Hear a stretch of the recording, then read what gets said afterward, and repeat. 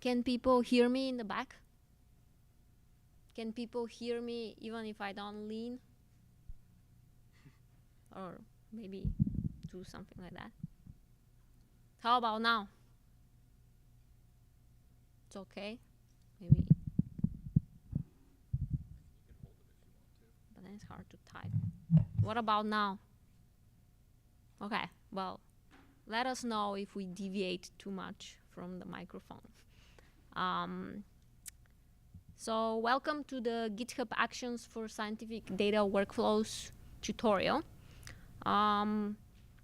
We're excited to have this tutorial today, and my name is Valentina Staneva, and I'm from the eScience Institute at the University of Washington, and this is Quinn. I'm Quinn, Brencher. I'm from Civil and Environmental Engineering at the University of Washington. I'm a grad student. And this tutorial was also made with our colleague Scott Henderson, who is at some room across here also giving a tutorial in X-ray, so he cannot be here. We have several links that we will be using through the tutorial. So we believe that if you navigate to that one, you'll be able to find the other ones. But I also added all these links to the Slack channel.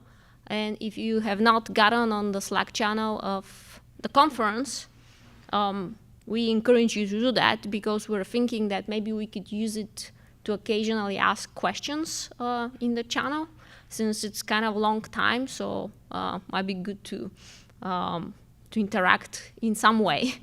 We'll try. We don't know how that works.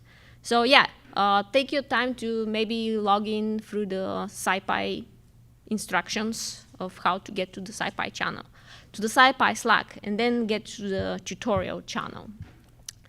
And the links that we have today are basically, we have one GitHub repository that we will be using. We have these slides. We kind of thought that it's a little bit easier to explain things with slides, so we'll be switching between the slides and the repository. And we also have this lesson website, which is kind of more like a reference. If you get behind or get lost on the slides, we hit the slide.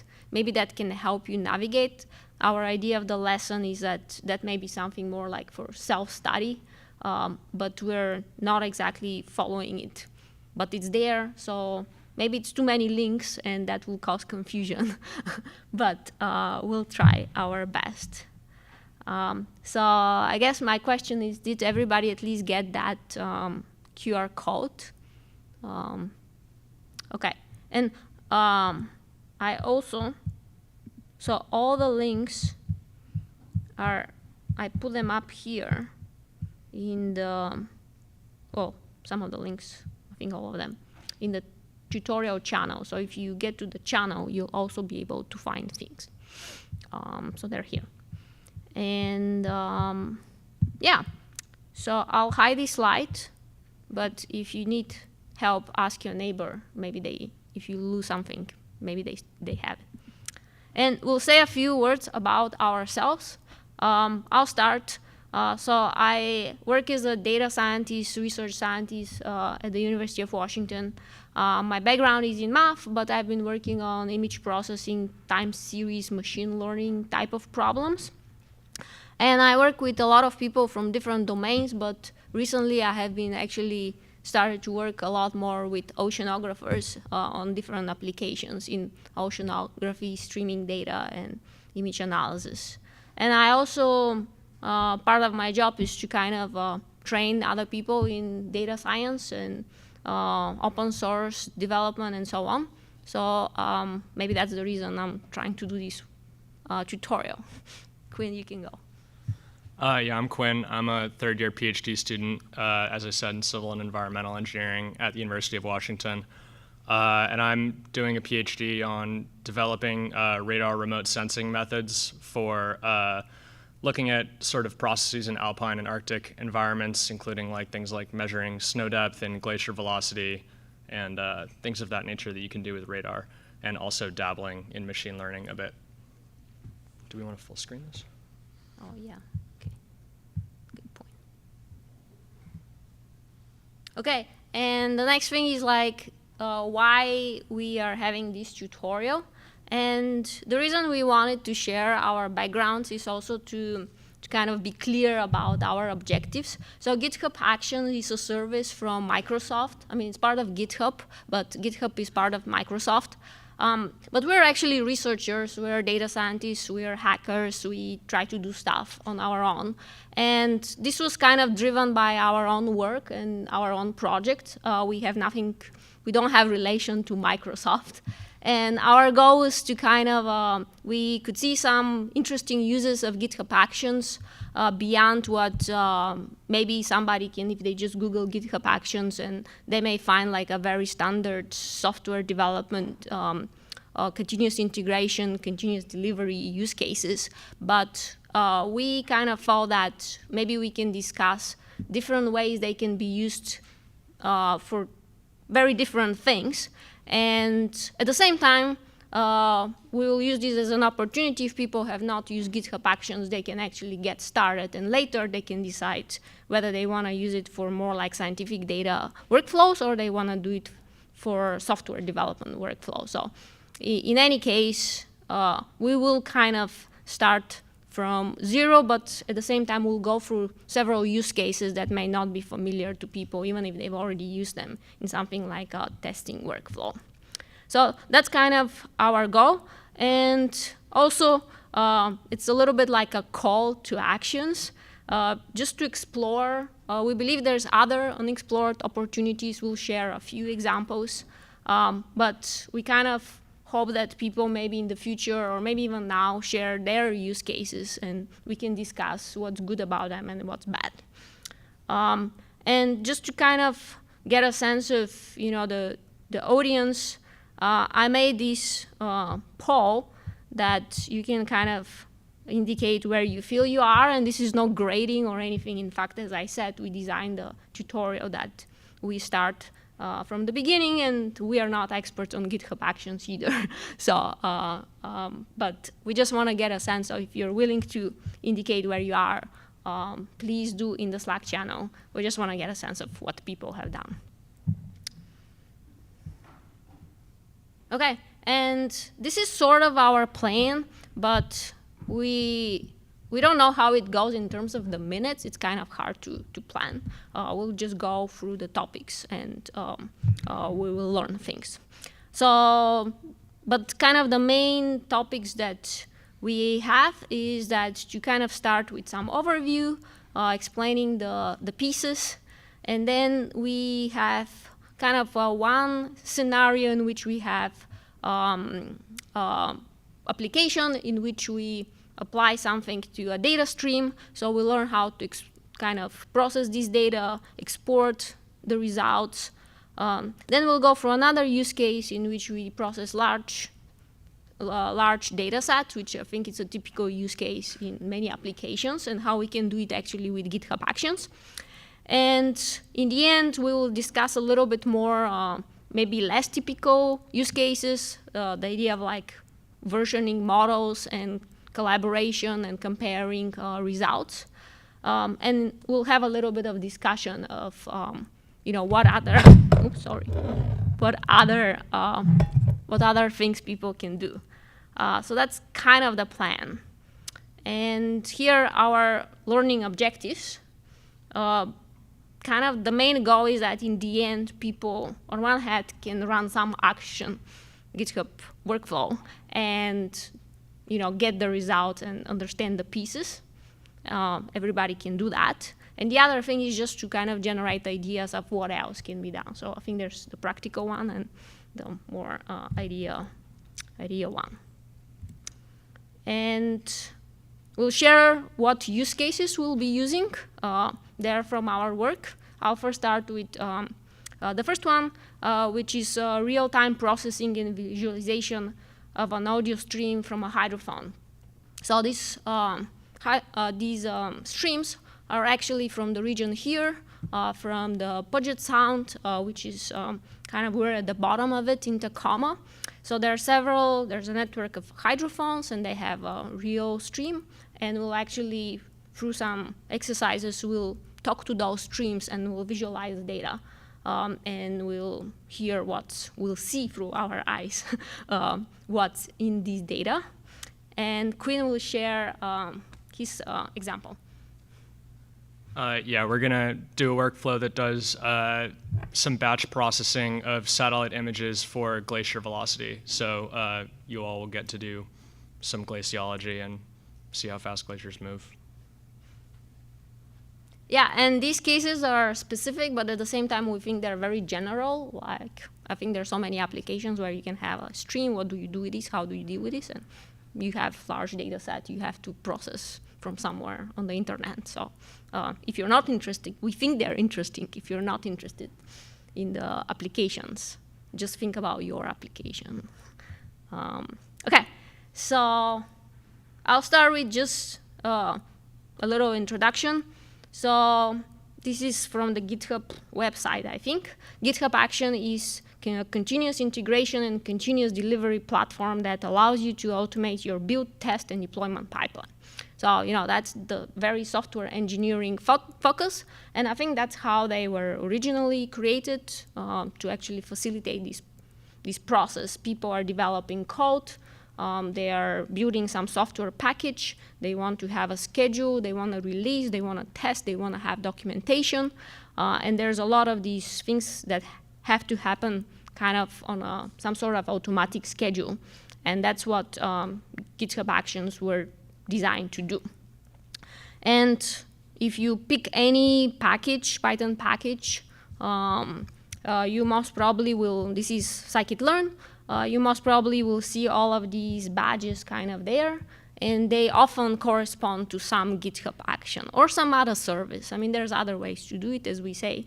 But the idea is that usually people follow these kind of specific rules of what needs to be done in order to build good software. And here we just list a few examples from this typical software development life cycle. But as we mentioned earlier, we'll focus on the other things. And although we still think these things are very important, we usually think that also you may need to go through a tutorial for each specific one and just follow the steps. If you really want to build a package, you will have to look at examples and just do it the same way. So what can we do? We can check the style of our code.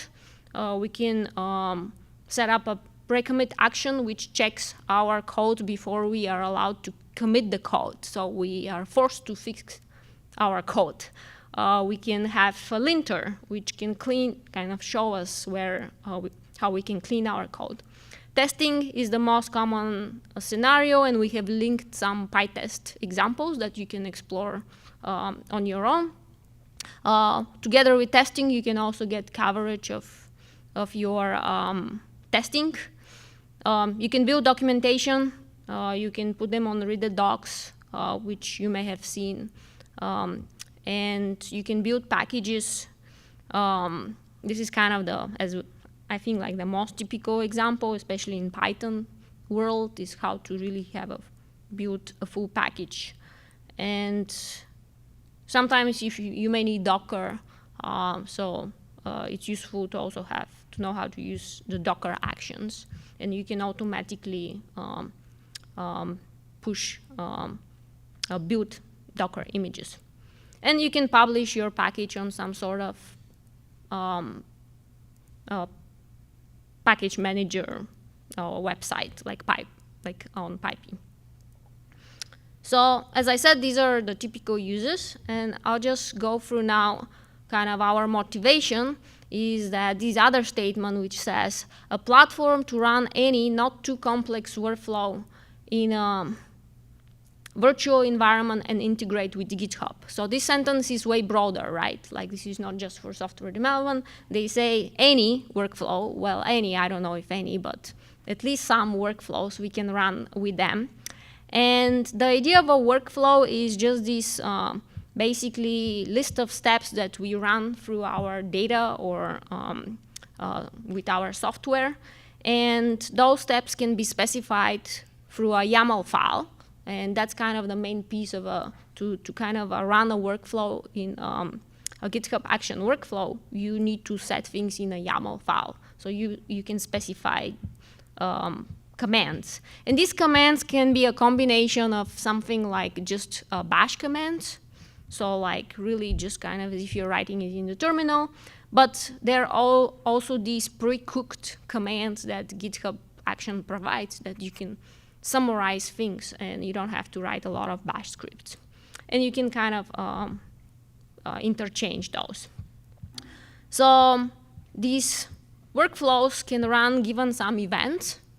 And some examples are on push, on a pull request, on a schedule. And they run on some machines. And that's kind of the interesting part, that they actually run on some GitHub Action machines provided by Microsoft, I guess. And that's kind of the interesting thing, that, well, we could use these machines for our needs, which we think it's kind of nice. And they have all sorts of operating systems. And then the nice thing is you also can get monitoring options. You can see what's going on if you run your workflows, and you can get some data out in the form of artifacts. And here I'll click here on this marketplace, which is provided. Basically, you can get all these pre-cooked GitHub actions that you may want to use. And that's the interesting part, that you can build your own, but you can use what's already there. And I think that's where people started using them a lot, because somebody else developed something to make it easy for me. And at the same time, you can contribute to this. And I think if we just write Python, we'll get something like setup Python. So, okay, it's short, but it's going to do all our Python setup for us. So that's the idea, that they're like one line kind of thing. Okay, so a little bit of disambiguation of language, because it's confusing. So I said I was just loosely talking about GitHub Actions, and I also started talking about workflows. Well, there are kind of several different things here. One of them is the GitHub Action platform. So that's like the whole umbrella of the service that's provided by GitHub. And then within this platform, we can have what I call workflows, and they call workflows. And those are the ones that are steps that we specify with a YAML file. So it's like our algorithm. And the other thing is actions, which are these pre-cooked steps, as I showed you, like setup Python, that can be actually within the workflow. They can be one step of a workflow.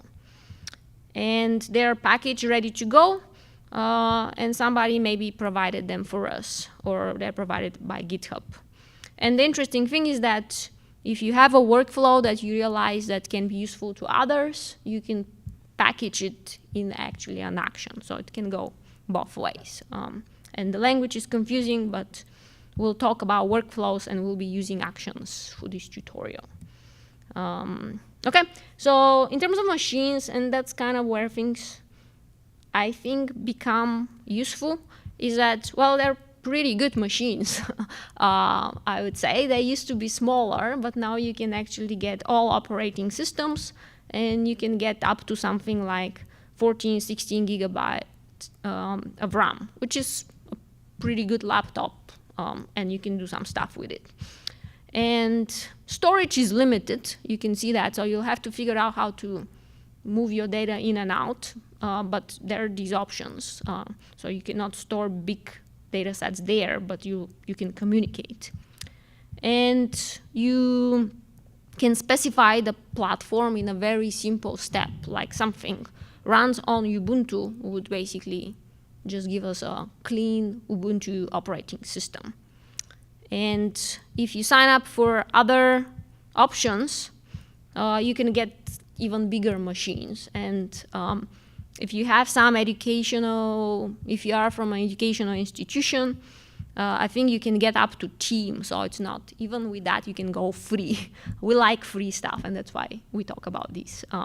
So you don't have to pay, but you can, I think there's some also for some open source project, there may be some options to go up the organization level and get a little bit more. And I think even if not, they may not be more expensive than what you would pay if you use cloud services, so it's not too crazy.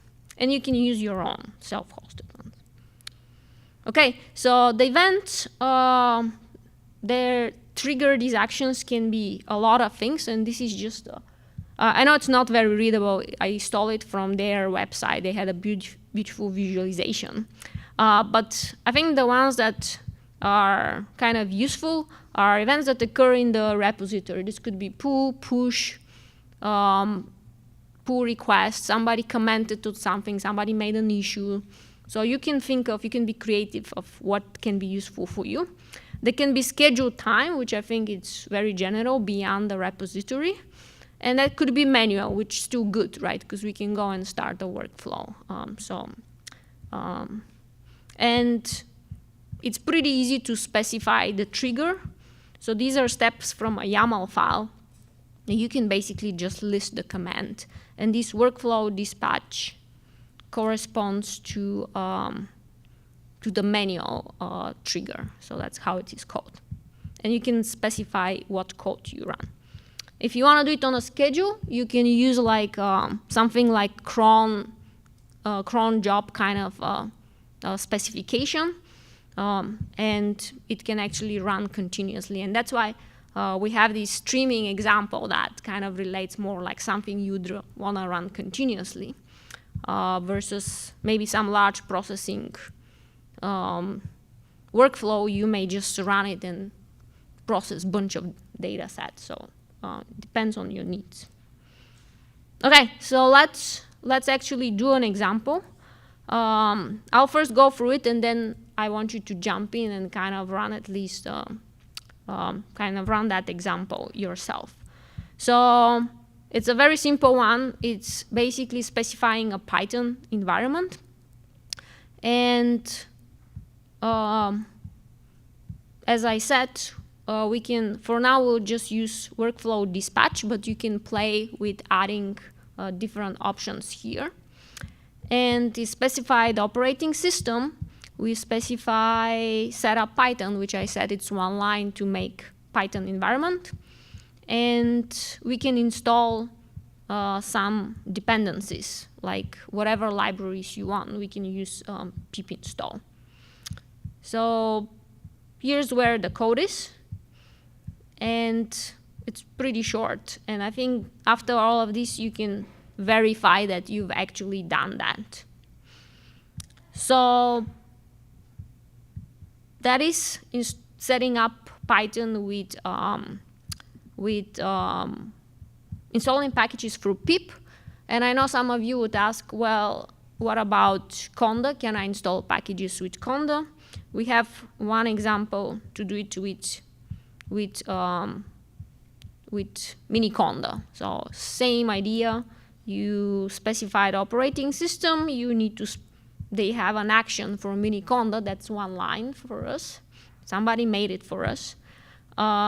There's a little bit more details about channels, because in conda you may want to specify what channels you want to use or in what order. And then you can install some packages. So you can select which one you want to start with. We have two of these. And the idea would be that you go into the platform, and the first step would be to fork the repo that we have. And this way you'll have your own workspace. So you can run the actions within your fork. And the main idea is that once you fork,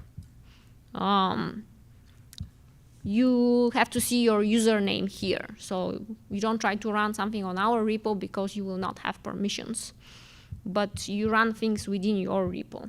And then you'll get all these workflows that we have set up, so you can actually play with them within your repo. And you have to also set some permissions. Sorry. Okay, so the most important one is to allow all actions and reusable workflows. So this will basically enable GitHub Actions.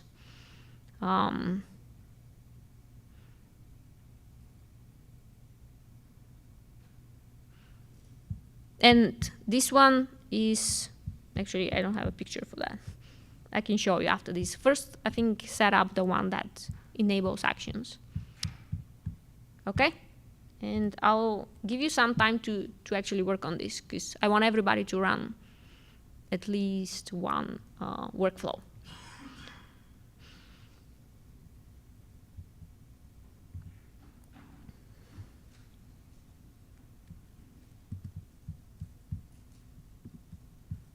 And if you have questions,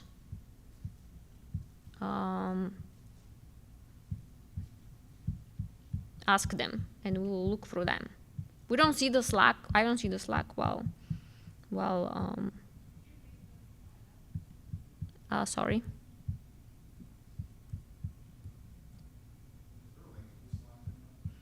Yes.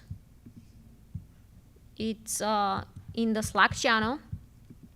If you navigate to it, you can get them from here in this, if you click on this, let me make this bigger also. Here in the items, I added slides. Also, yeah, I think it's maybe best to get them from here. If you're not on Slack, you can also get them from the our repository.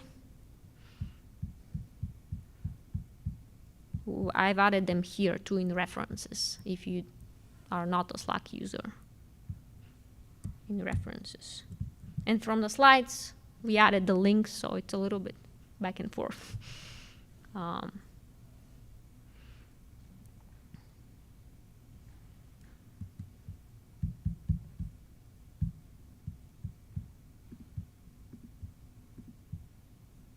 Okay.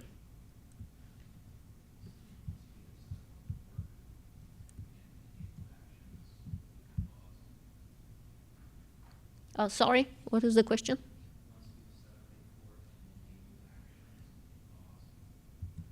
So once you have those, the idea would be that you will run, you'll basically modify this file so that you can run your own action. I can run one first so that you folks see the steps, and then maybe you do yours. How about that? Let me run mine, and you see how it looks like on my end. Okay, so first of all, I've run many actions earlier, right? Because I had to test stuff. Yours would be empty, right? So that's okay.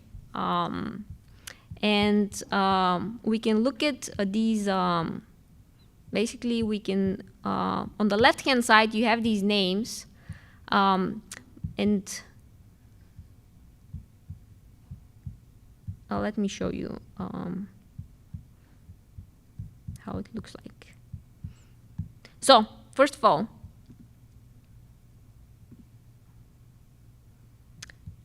the YAML files get stored in this .github workflows folder. So that's something to keep in mind. And we have a bunch of them because they're different examples. But as we see, we have one Conda and one Python one for now. And we said that this is the specification, and we want to run this specification. This name here on the top would become a name here when we run things in actions. And to see running actions, you click on this actions button above here. Okay, so that basically you'll have to go between your YAML file and the actions interface where you see them running.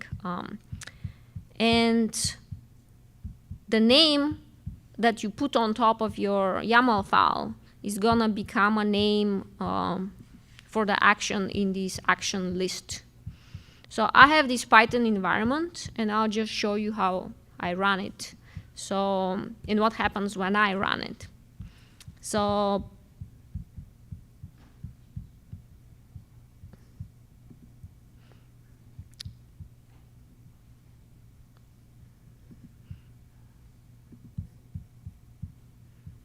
So give me a second.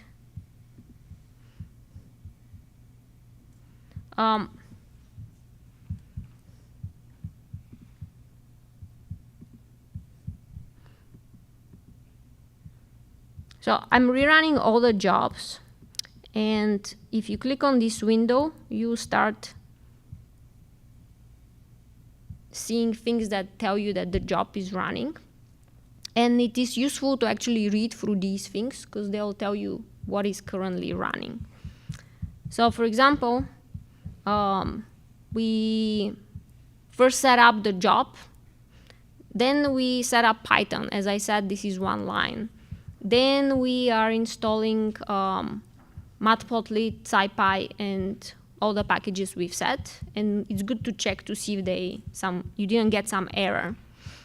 And then we're running this step, which is basically just verifying that the packages that we ask for are installed. So, and we see that basically I'm printing the versions.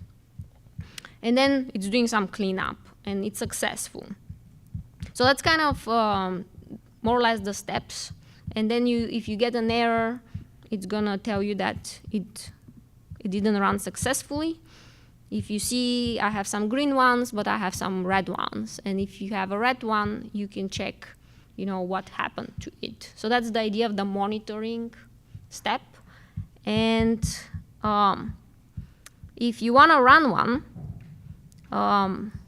maybe what you can do is you go to this file,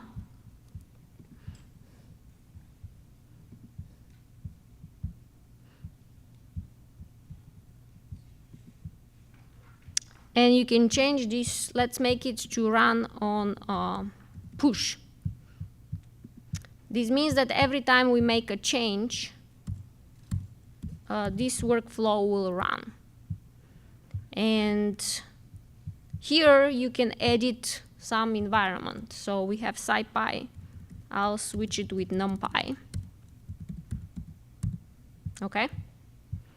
And then, well, maybe I'll switch this to NumPy too.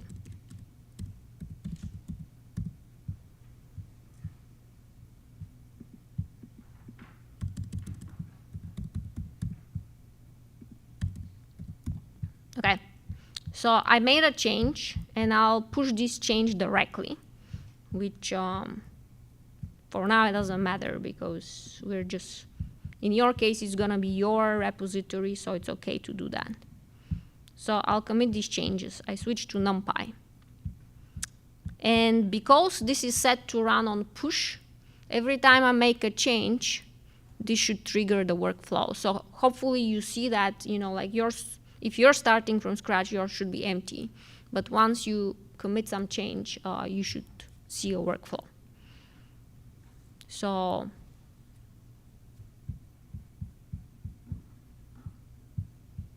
I'm curious if people succeeded in running something. Sorry? Oh, let me see.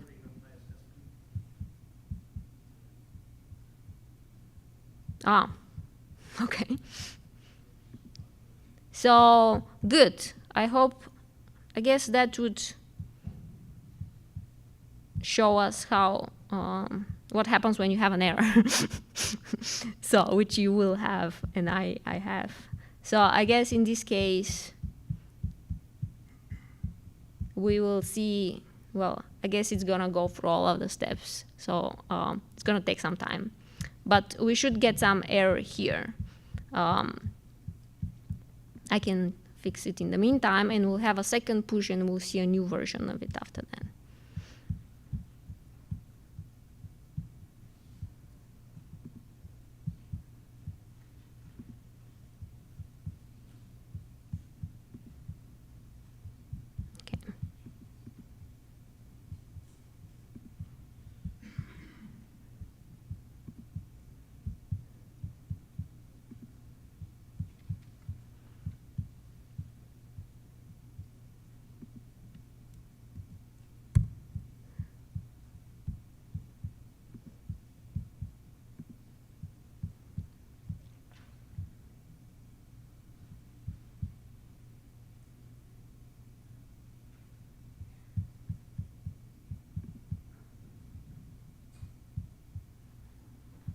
So now we have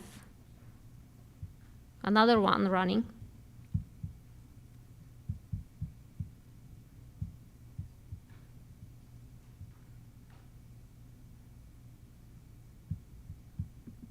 So this one succeeded.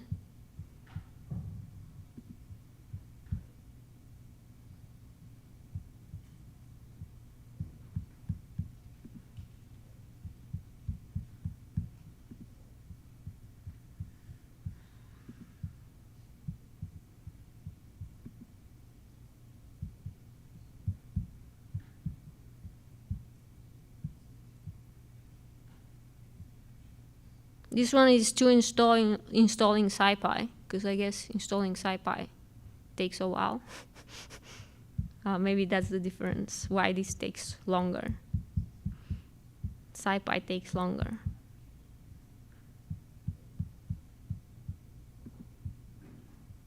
Okay, this is an older one.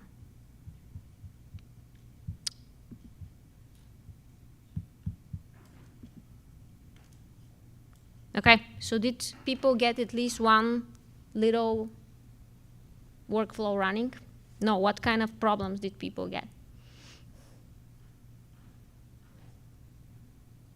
there a way to have your YAML file configured so it's on push and also on manual? Or? I think one of the reasons is that I think they first need to show up, and I don't understand why it's like that. But first it needs to run, and then you start, you can add also the manual dispatch, and then you see it.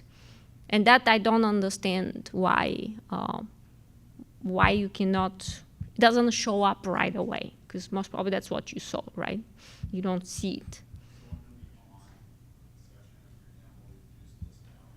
So I think if you have it on push first, and then you can add also the manual dispatch, you will be seeing this, and you'll have an option to do a manual dispatch.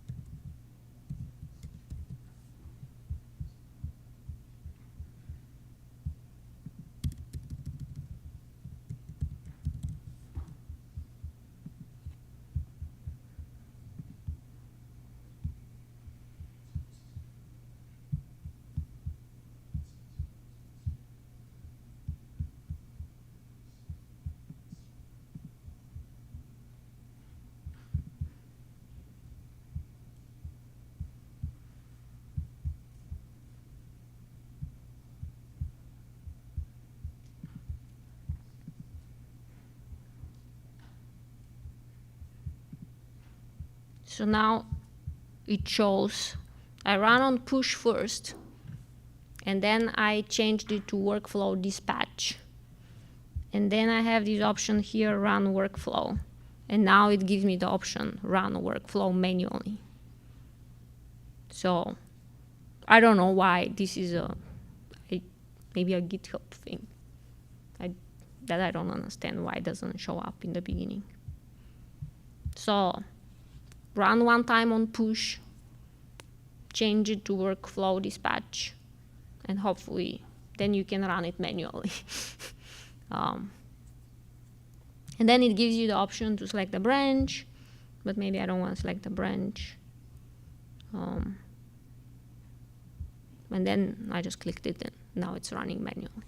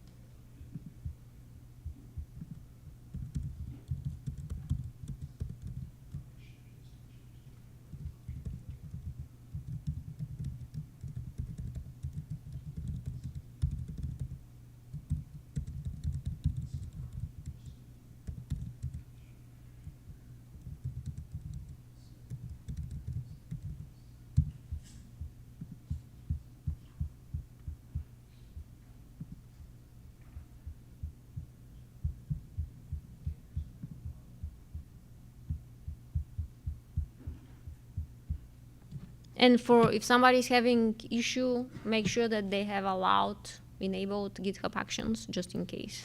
The first step in the settings. Okay, I see some. Thank you for the emojis. It helps knowing what's going on.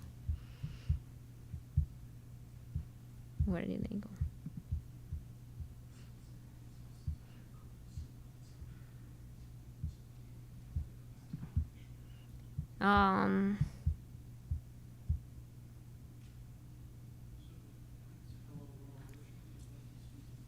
That is gonna show in that, you know, the black screen with all the printouts.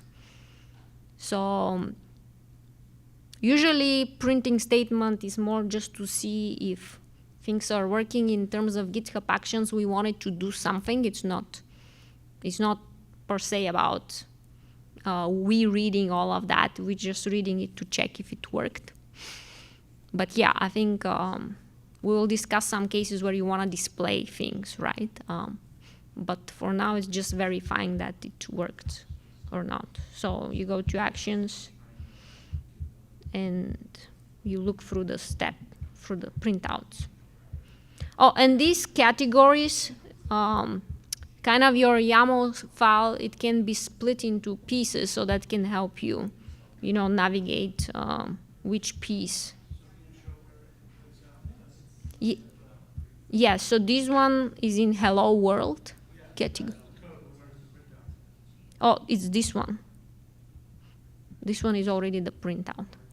Yeah.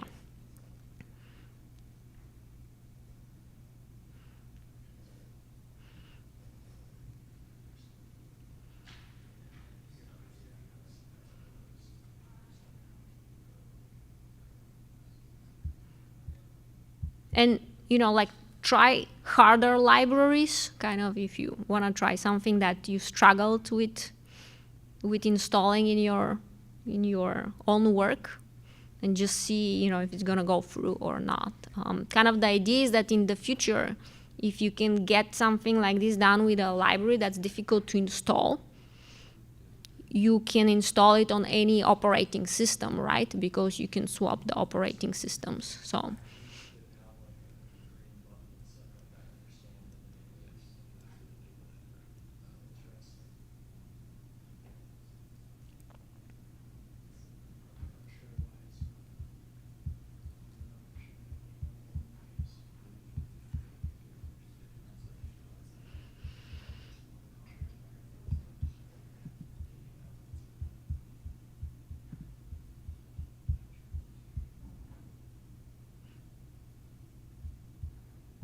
And you can share in Slack, you know, the libraries that give you headache. Feel free to do that. Oh,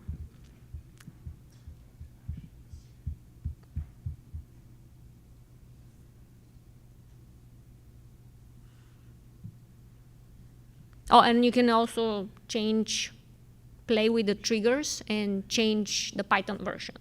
Also kind of useful, right? Because the motivation of these was to design those for testing, right? So that's why they do provide all these different versions. Yes. What are the other possible triggers besides pushing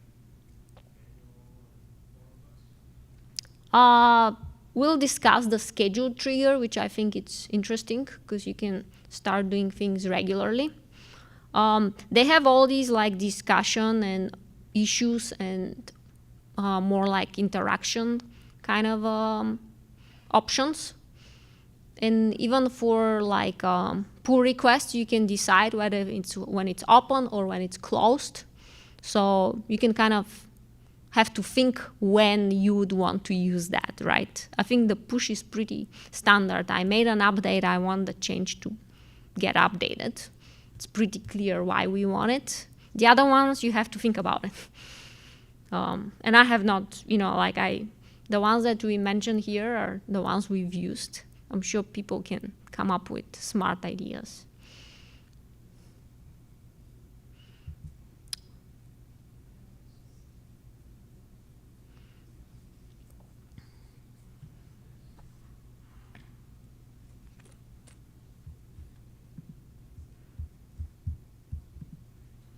I give you these, but I know they're not very visible. They made them transparent on their own website.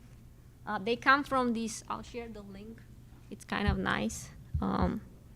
It's from GitHub, but they have a nice visualization. Very nice. And the actual options were here. So anyway, you can play with things.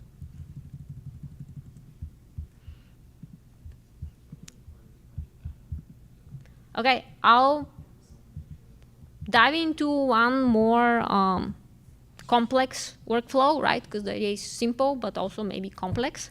And first, I'll explain a little bit the story around it.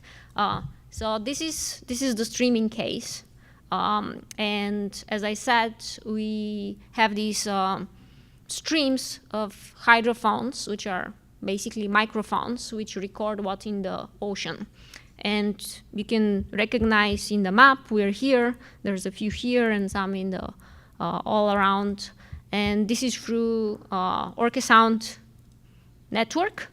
And it's a kind of like community project in which public can listen to what's on these hydrophones. Basically, you can go to this website and listen in real time. And the idea is to listen for the whales, but also listen for the environment of the whales, because we can learn what affects them. And there's, in this region in Seattle, there's a lot of noise. There's a lot of ships and boats and whatnot. So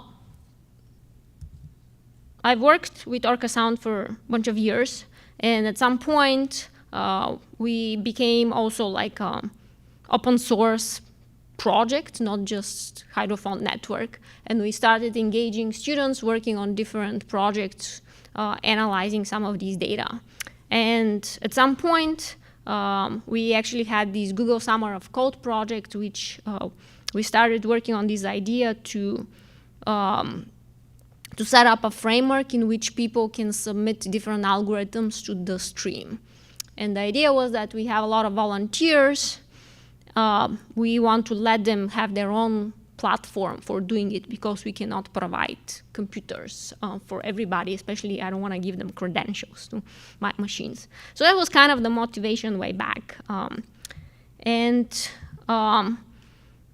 As usual, it's, like, with a lot of scientific projects, you can try to do something simple, like, well, I have this data, I want to visualize a spectrogram, which is a way to look at the patterns of the sound. And if you have like a audio file, it's going to be pretty easy to do it in a Jupyter notebook. But with the real data, it's always a big mess. And it was taking us years to kind of figure out the best way to do this, because they come in this streaming format. The great thing is that they're on publicly available on Amazon Web Services, but then you have to stitch them in order to figure out which time, when is time starting, when is time ending, and all these kind of like data merging questions. So that's why we think this is one example, but in all of your work, you may have an example like this, that, like all you want is access data, process data, and visualize data. And you're spending all your time somewhere here. So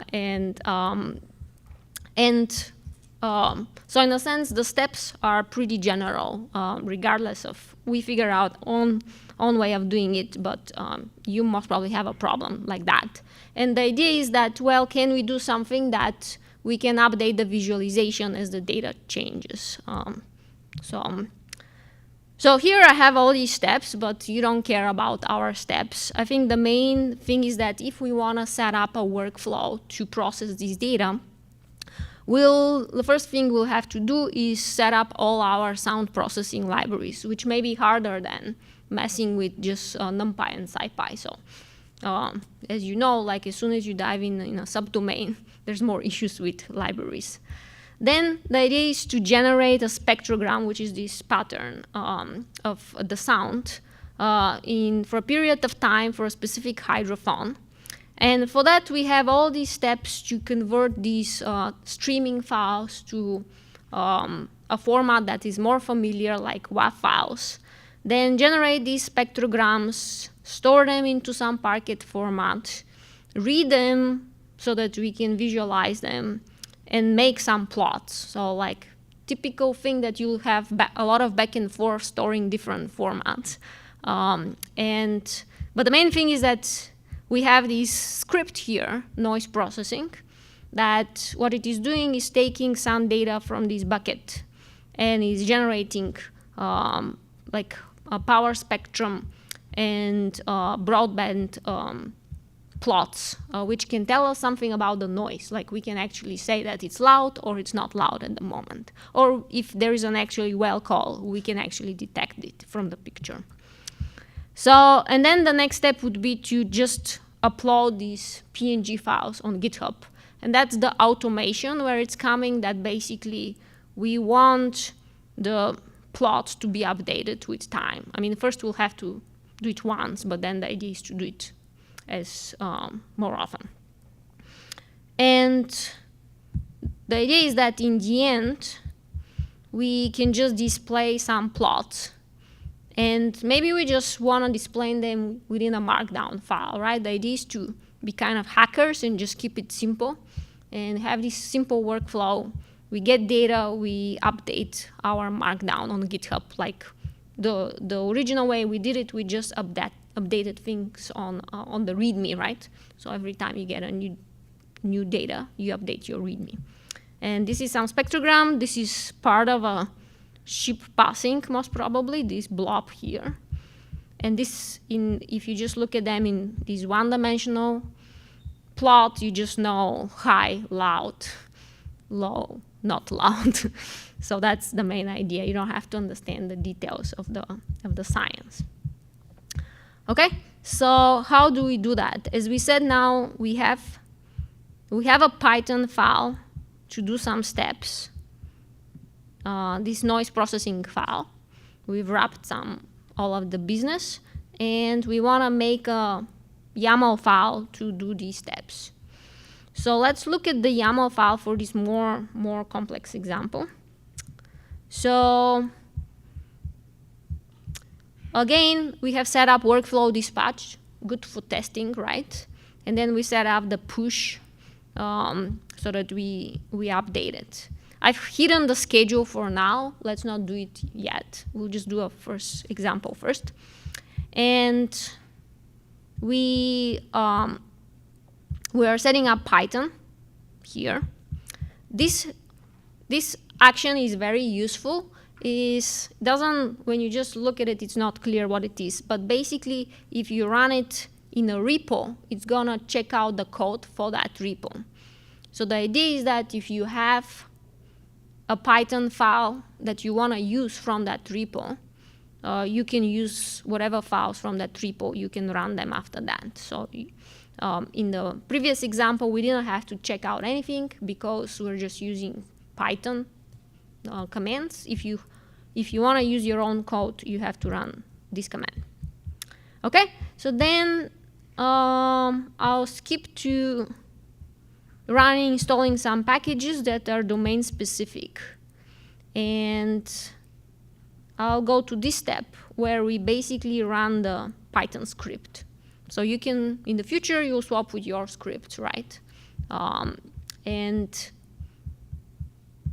this script, as I said, it generates a PNG, like the picture.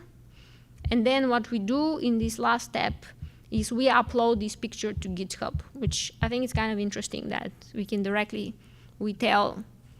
we allow GitHub to start making updates to our repository. And then we can read it in the README, right, if you know where you upload.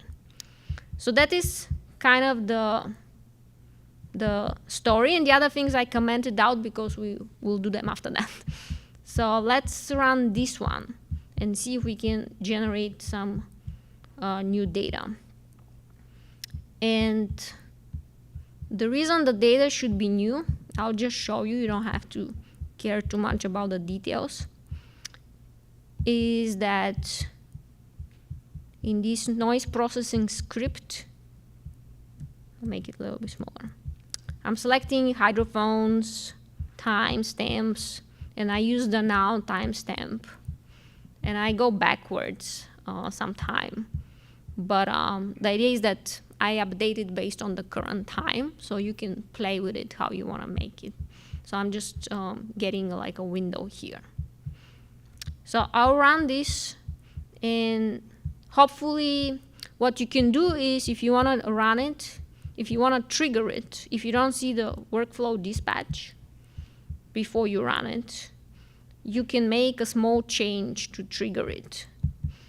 What you can change, sorry,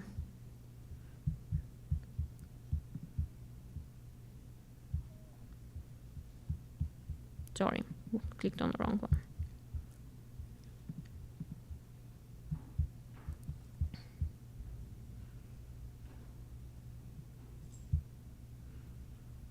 You can change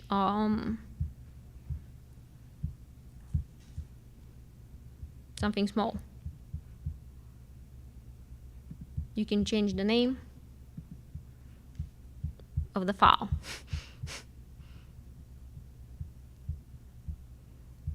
So you can say, I guess, trying to think what you can change.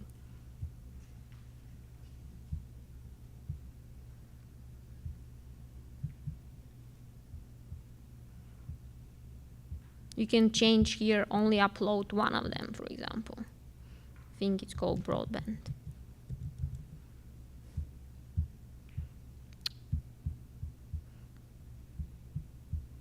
So I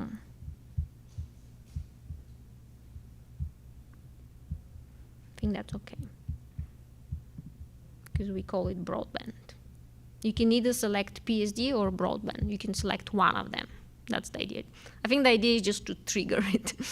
Okay.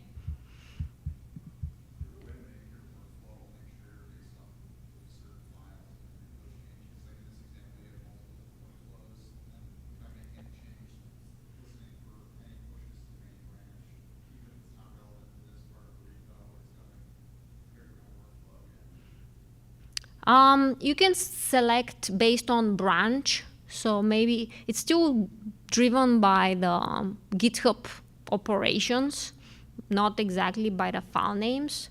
But you can select an option within these steps.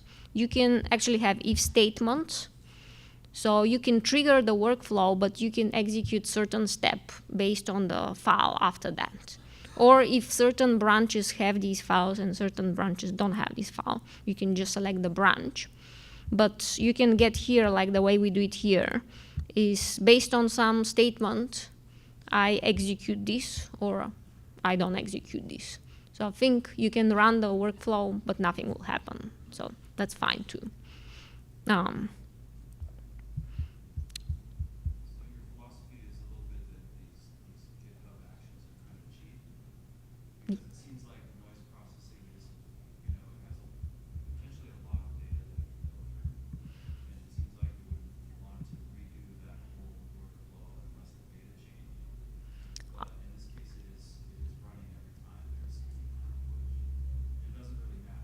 Oh, this one, my philosophy is exactly that it's cheap, and we didn't have money to process this data. I mean, we could have figured out something, but we wanted to do it continuously. We removed the push because nobody, once we set it, nobody's gonna push it.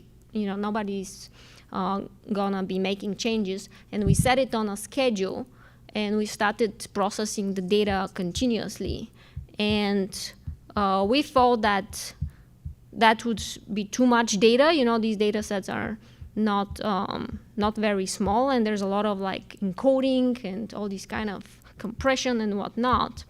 But if you see here, I think this should already have started running. And I deliberately left these, let's hope, oh, it's still doing stuff.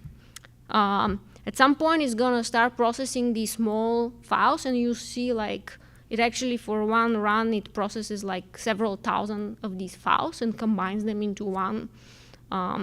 So it's actually going through all these data and without reaching the limits, and it is a way to process a stream. And then, you know, by the time, I mean, I think I set it at some point for process actually whole 6 hours at a time, so that I can have longer spectrogram, because it's you more see what the pattern is. And then every hour I would look at last 6 hours. I even had overlap, which is not, normally you wouldn't do it, but I didn't care because I was not paying for it. So that's kind of the idea, that for that one, I'll just let it go and I won't worry. And yeah, and this scenario, we didn't even do any parallel processing. Quinn will talk about the parallel processing scenario.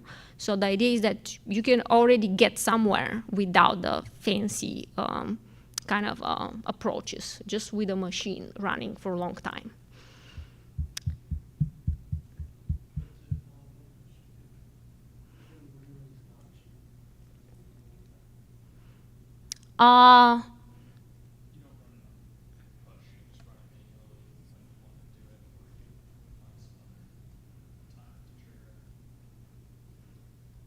Yeah, you'll most probably run it once, but you're gonna set up I wanna process all this data, and you process it. And that also works, and that's how Quinn has processed his data.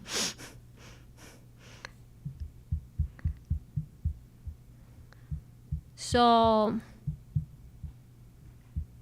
this is a lot of output.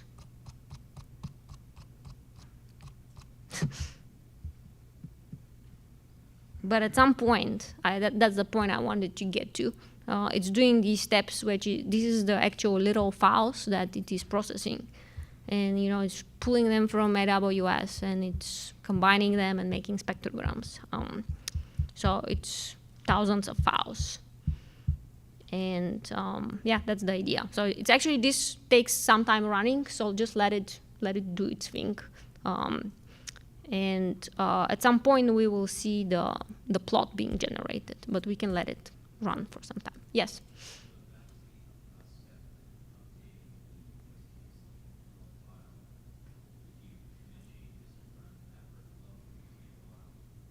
Sorry, can you repeat it?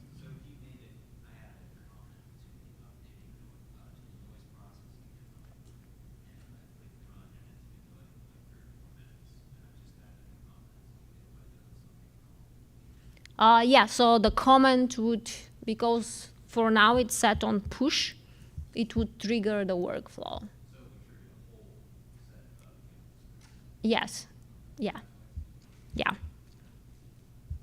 And yeah, in this case, at some point we didn't make any changes, and it was only getting triggered when GitHub would push a new, well, this one we now trigger manually, but it got triggered. You can make it trigger only when you want it also.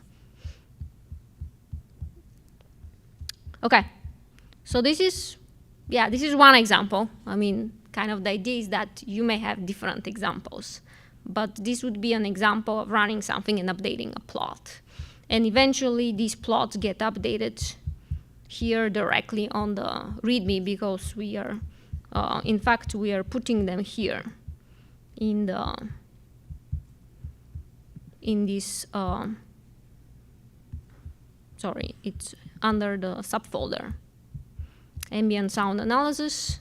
I have an IMG folder, and I'm updating these files. And if you want to do something fancier, you can update them with different names, right? But for now, I just use the same name, so every time I get a new file, it's gonna be the same file, and I'll read that. Okay? Does that make sense as a one scenario? Get new data, update something. Okay, so maybe you try to do something now that try to set it so that it runs on a schedule, but for simplicity, I suggest let's just set it that it runs. Well, now it's 240, so I'll change this. You folks set it that it runs 245. And you'll have to change it. You'll have to change to the schedule option. And you'll have to figure out what cron command we have to run for this. And if you have not used cron commands, I have added a cheat sheet, but maybe we can look at it together and think through it. So we want to set the time to happen at 240. We have to substitute these stars with something. Maybe we do it together. What would be the first one? Sorry, can you say it? So the first one is the minute. What is the minute? What do we want for minute? You said 45, yeah. So sometimes if you're testing, you just select the minute that's coming up because you want to see it happening. So we'll set 45 for this one. This one we'll set 2.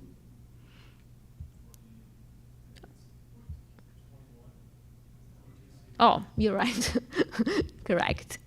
You're correct. Very correct. And then the day would be 8, and the month would be 7. And we'll leave the other one. So this will also avoid having to run it many times because we don't really care so much. But if you want to put it on a schedule, you can remove some of these and be like, oh, I want it to run every day at this time, right? That's the idea. So maybe you set this with 1445, and then maybe you leave it and push the change, and we'll see later whether it triggered at that time, just so that you get an idea of how you set those schedules. So you'll have to go back to your file.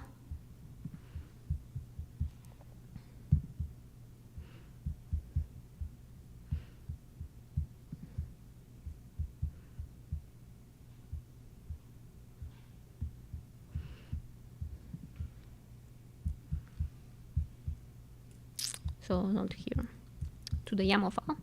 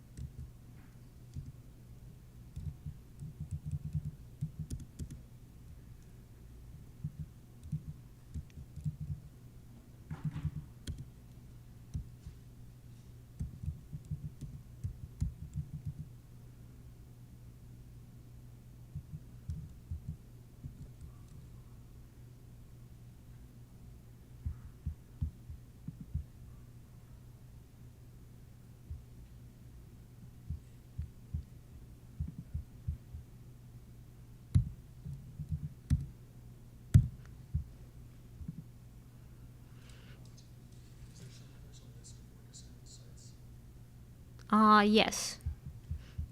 Let me commit this.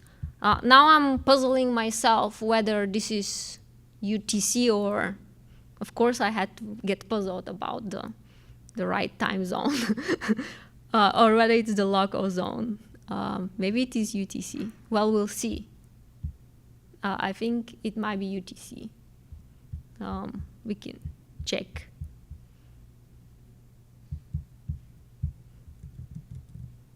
Well, we can see if it doesn't trigger. Means it's we've gotten it wrong. I'll just push it like this. I might be wrong. I think I'm wrong. This way. Commit changes. Okay, and I'll show you some names for if you want to play with the sites.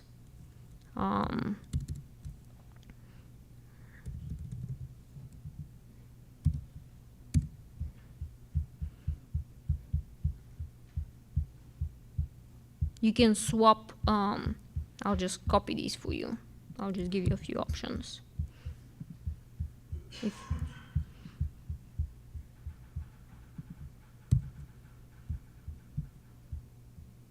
So they're basically just swap that string in the Python file with another one, and see if you see different sounds.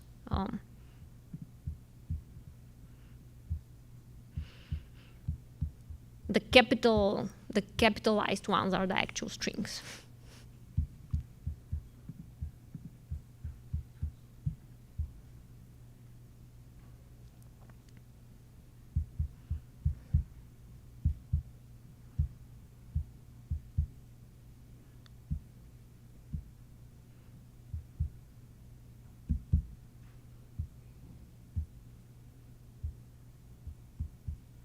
Let's see if anything got triggered.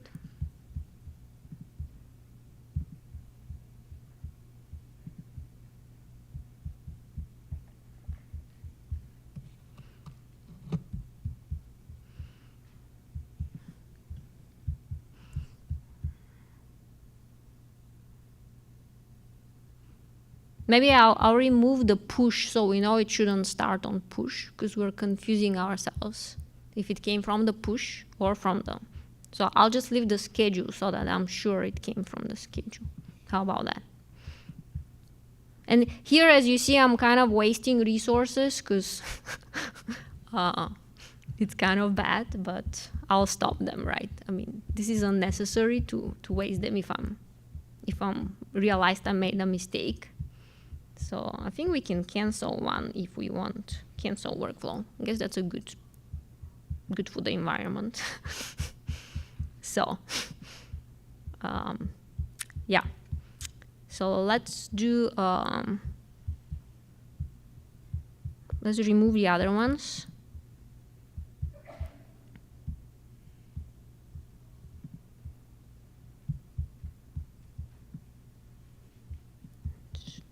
Here.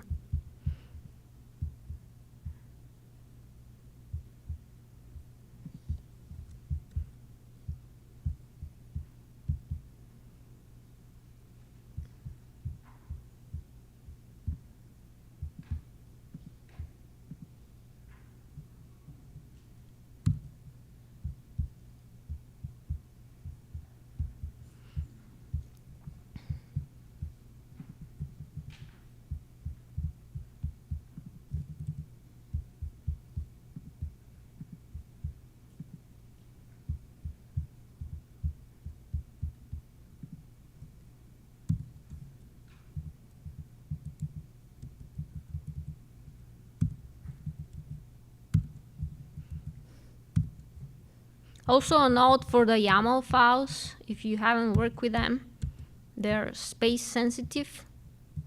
So it's very easy to mess up the spaces. But a lot of these days configurations come with YAML files. So on the other hand, it's a good experience because if you are configuring another workflow system, a lot of the ones that exist also require YAML file configuration. But yeah, spaces can matter. Okay, I'll rerun this. I think I'm wrong on the time, I suspect. Oh, and I did it wrong. Should do it 50, 51. Anybody managed to run something on schedule? Or at least they feel like? Okay, good. Which time zone you think we? I think it's UTC, so the hours is 21. Okay, good. So maybe I just change it. I suspect it's UTC, right? Okay. 21.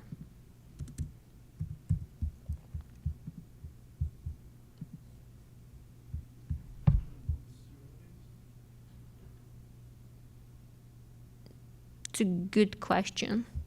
Let's look at the cheat sheet. The months are from 1 to 12. the hours are zero based. I mean, yeah.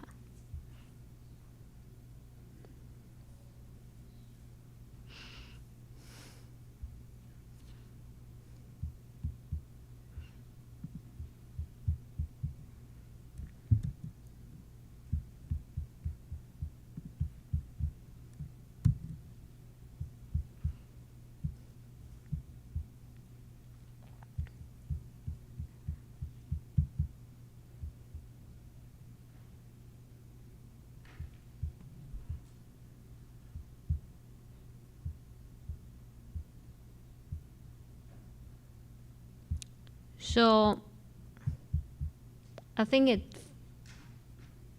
51, I should get a new one. Just to kind of explain if you are confused with my screen, these are different workflows that got triggered by my changes because I have set up other examples. So we're looking for the one that says ambient sound processing. And these ones are the ones I canceled earlier. And I hope a new one comes. But I don't know. Mine took 5 extra minutes before it showed up. Good. Yeah, that's another thing that my experience, you couldn't make. You can say, wow, this is cool. I can just have real streaming algorithm. You actually cannot do that. You cannot shrink the... I've tried setting up with less than 30 minutes. It's not reliable. So I think it works for something. Let me run this once every 1 hour. You know, it's free. So, but you cannot become like something you would use like an actual, you know, cloud service to run at the exact hour. You'll have to pay for that. So you cannot make it 2 every minute or something like that. I think they know that that's too much. So yeah, good point. So maybe it comes because we cannot be precise. Okay. Any questions on this in general? Let's hope it comes. But this idea that you come up with some schedule and you update something on a schedule, does it make sense? And you can be smart about the schedule, you know, what you need.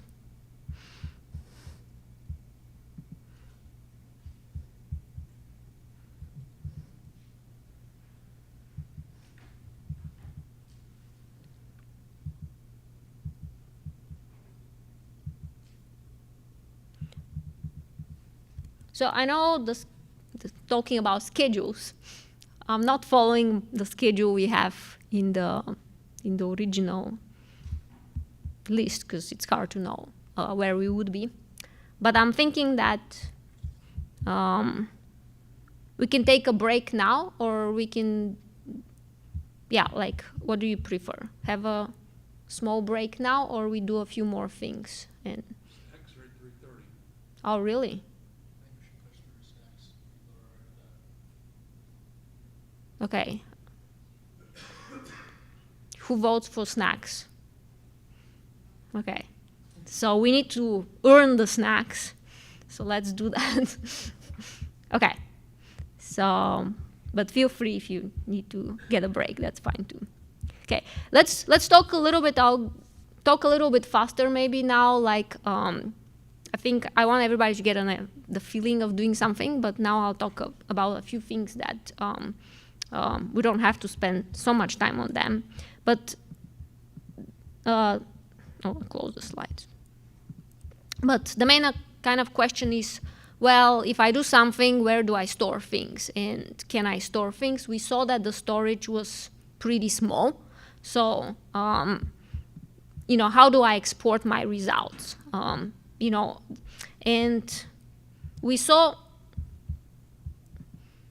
that we did this trick with using an existing Git auto commit action. That's how they call it. That's what allowed us to push directly the PNG files to GitHub, which is kind of neat, but at the same time we know it's bad because we know we shouldn't store data on GitHub. It's, you know, it's we're gonna start accumulating files. Even if I use the same name, they have all the versions. This is not a good idea, right?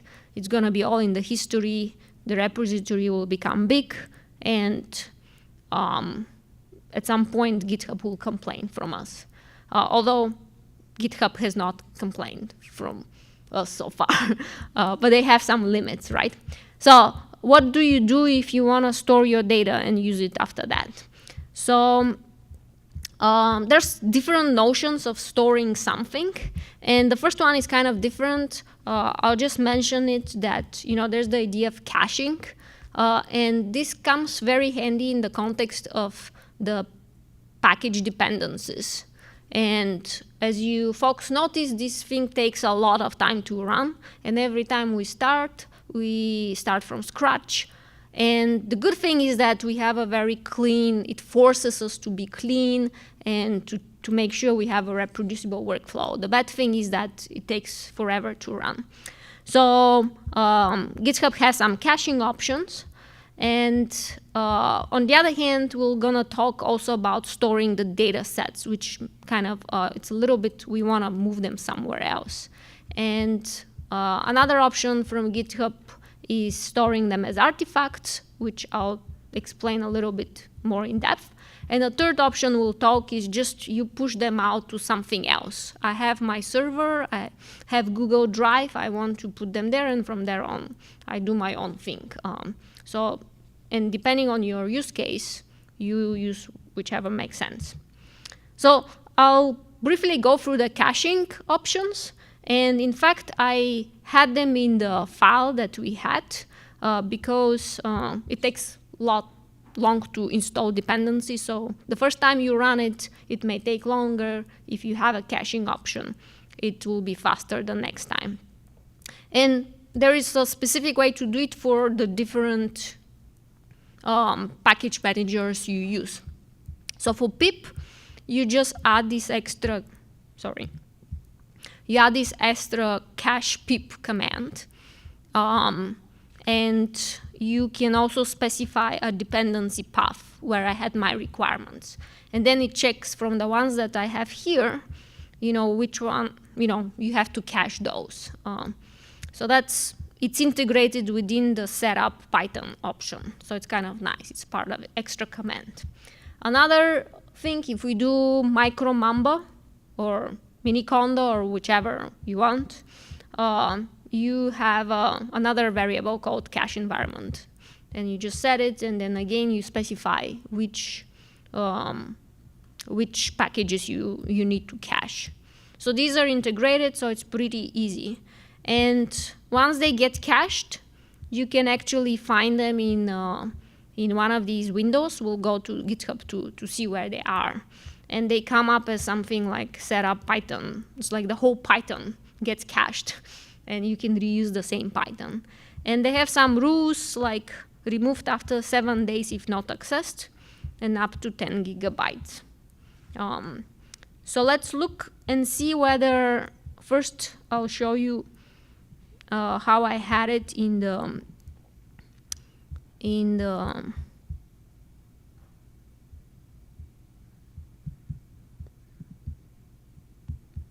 file. So here I actually left it on without explaining to you because I didn't want to take too long. But we already have the pip caching. So because some of these libraries take a lot of time to install. So let's see if we have something on GitHub in the action folder. If we scroll down here under these actions, we have caches. And you see we have some caches from before. So I have a setup Python cache. And I have a few other caches from other functions, but this is our Python, and I set it up 2 weeks ago. So I guess at least this one I use like from before. And if you really want to clean up, you messed up, all the dependencies are not working anymore. Everybody has experienced that. And you want to start from scratch, you delete it and you start from scratch again to make sure that it all works in the end. So that's kind of useful.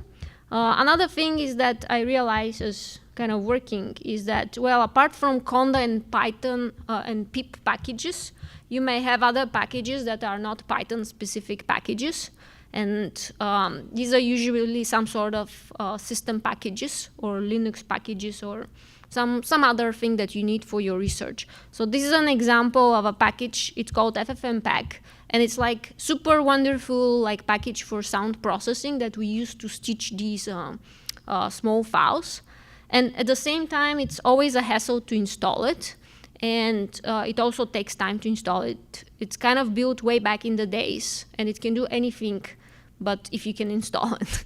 So it's kind of neat that because there is a community of people kind of working on the same things, they actually, they set up option to install any sort of package that can be installed with the Linux apt-get install command.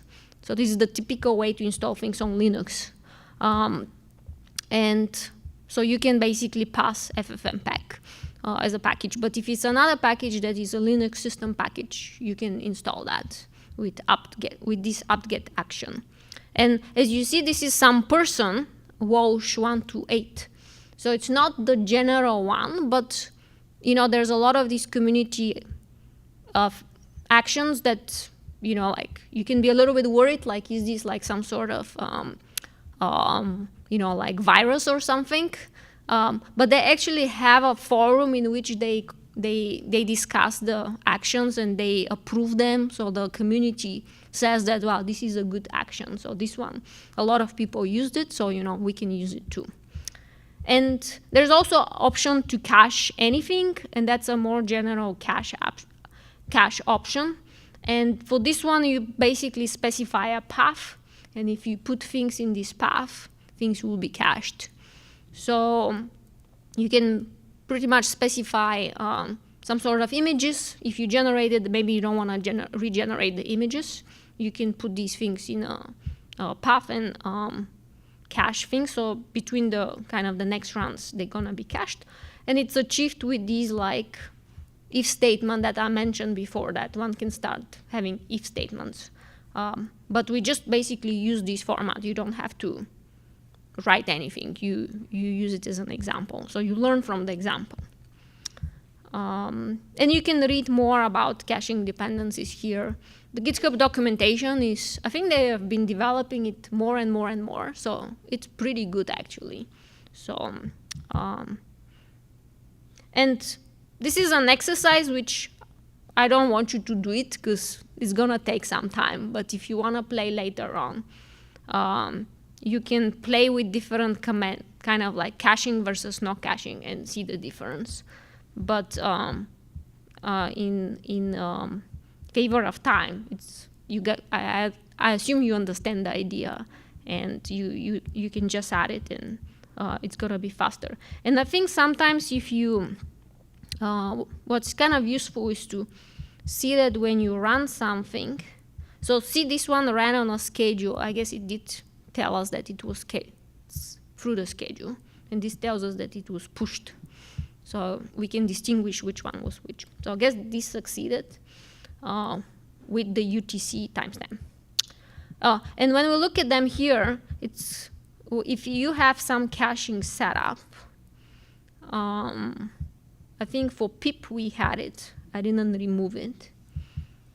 So you can see that this step is short, and it just says cache restored successfully, cache restored successfully. So you can check what's going on by reading this. Okay, so that's about caching. And the next point was to store the data set.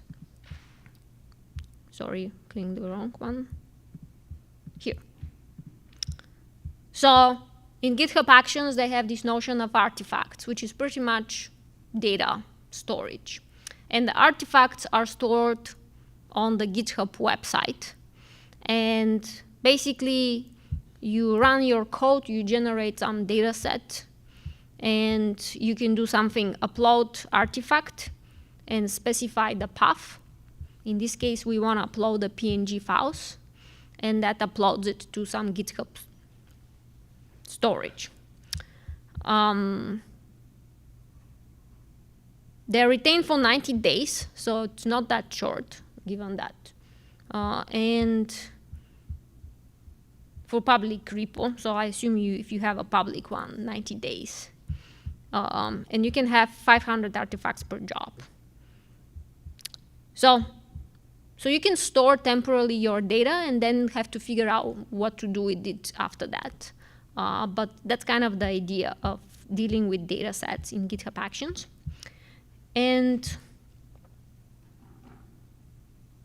you would let me run one example with it, so it runs, and then we'll discuss how one can get the artifact.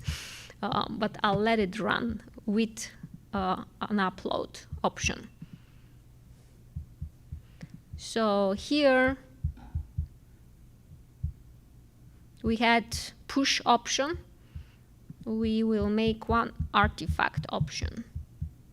And you can basically uncomment that step and just see how it runs on your end. But I'll just and make sure you don't mess up the spaces.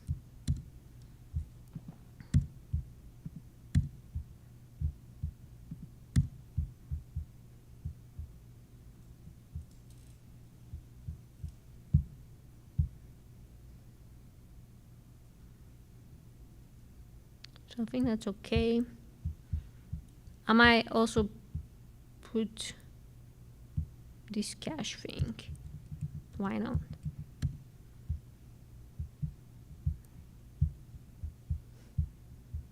Okay, I'll run this with the artifact option.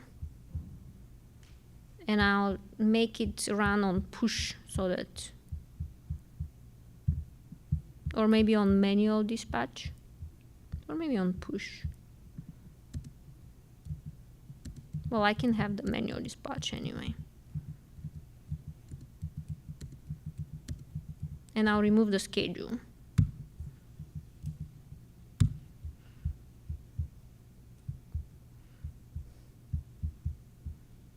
And hopefully we did it right. I wish this didn't show. I don't know. I can close somehow. But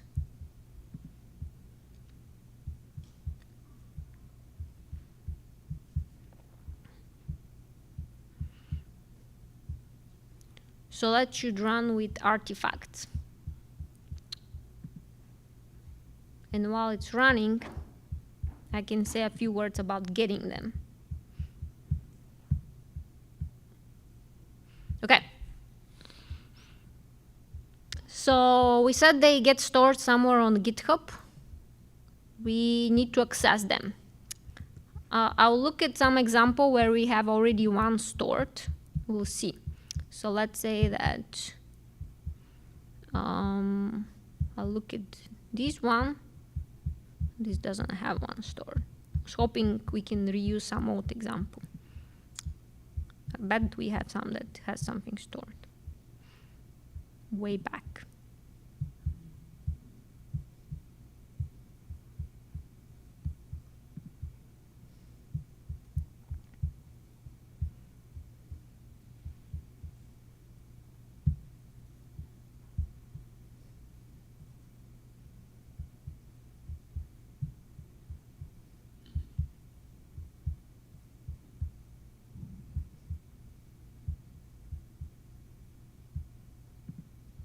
Oh, there's artifact action, so maybe that will help me find one.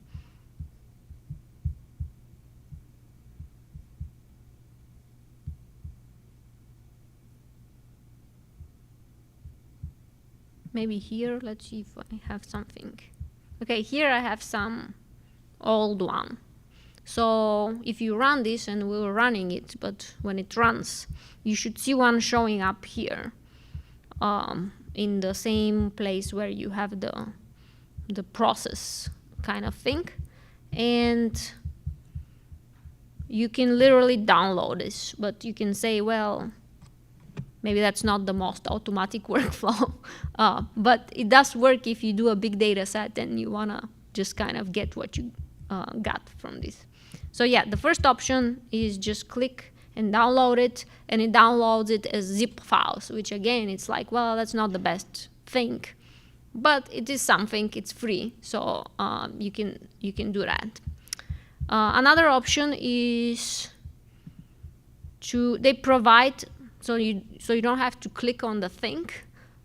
They also provide a link, and the link shows up when you have this streaming kind of long sequence of things telling you what's going on. They'll tell you that uploaded artifact at this link, and you can basically, you get a public link to your data set, so you can access it from anywhere because it's a public link. And as I said, they come as zip files, but this automatically unzipped it for me. And I have the files here. So another option is to use the GitHub client, where you can basically run GitHub commands on the command line. And they have this option, gh run download.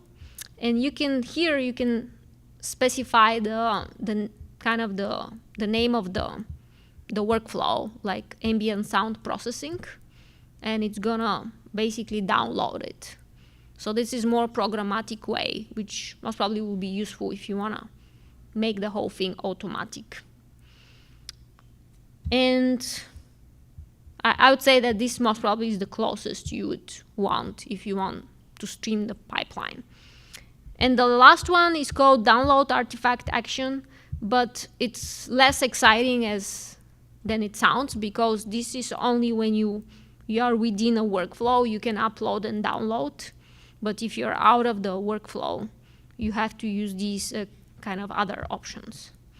So most probably you may be using this or this and specifying the right name of the workflow. Okay, so this is for the data sets. And yeah, so maybe I suspect that has not finished running yet, but I can double check.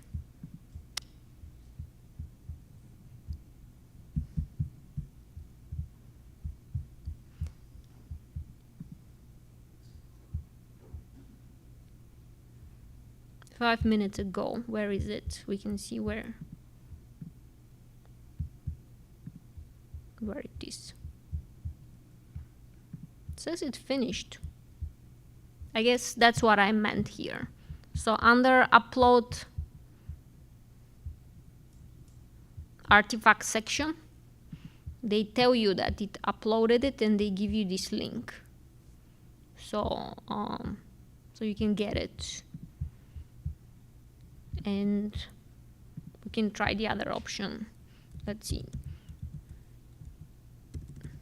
I forgot what's the command. I have installed the, I think I have installed the run download.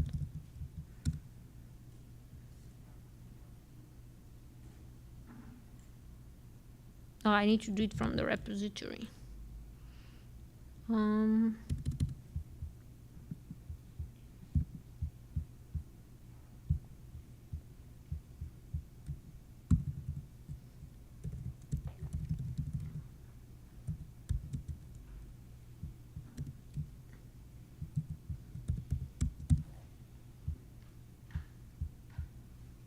So this is the interactive way, but if you don't want an interactive, because I don't know the name, but if you want to provide the actual name, you can get it directly. Oops. Okay, I don't know how to escape. Let's see what it says.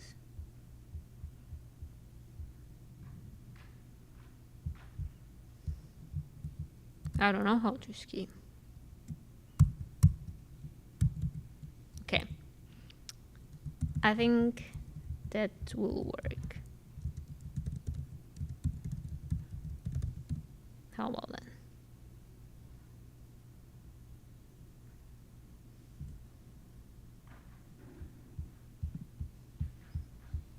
think you can use just the name.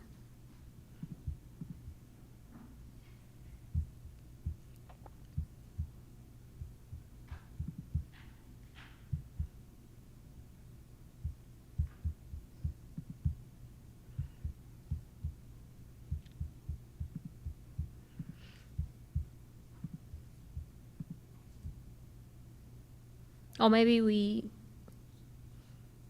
it didn't find an artifact, fetching artifact.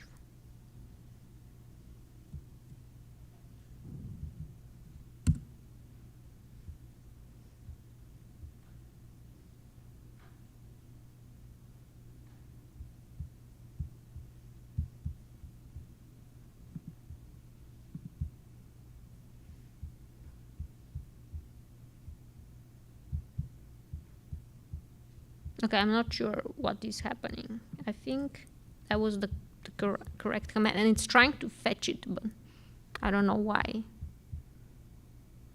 it's not fetching it.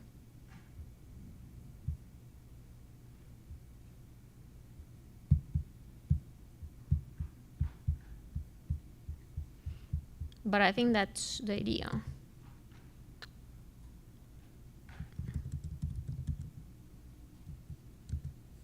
Can read the documentation. Run ID, maybe by name. Maybe we need to call it name. Because by name of the artifact. I think it's called ambient.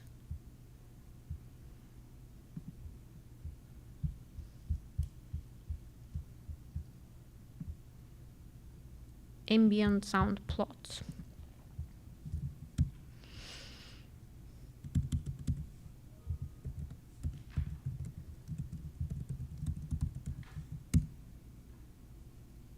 Okay, I think that downloaded something.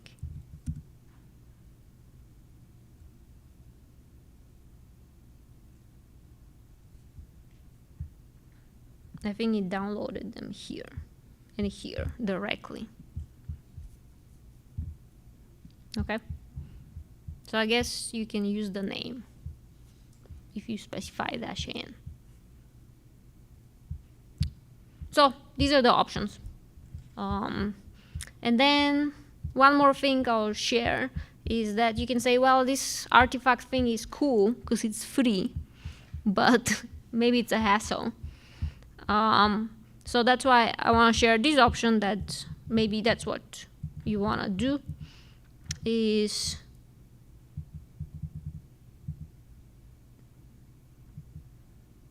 you can just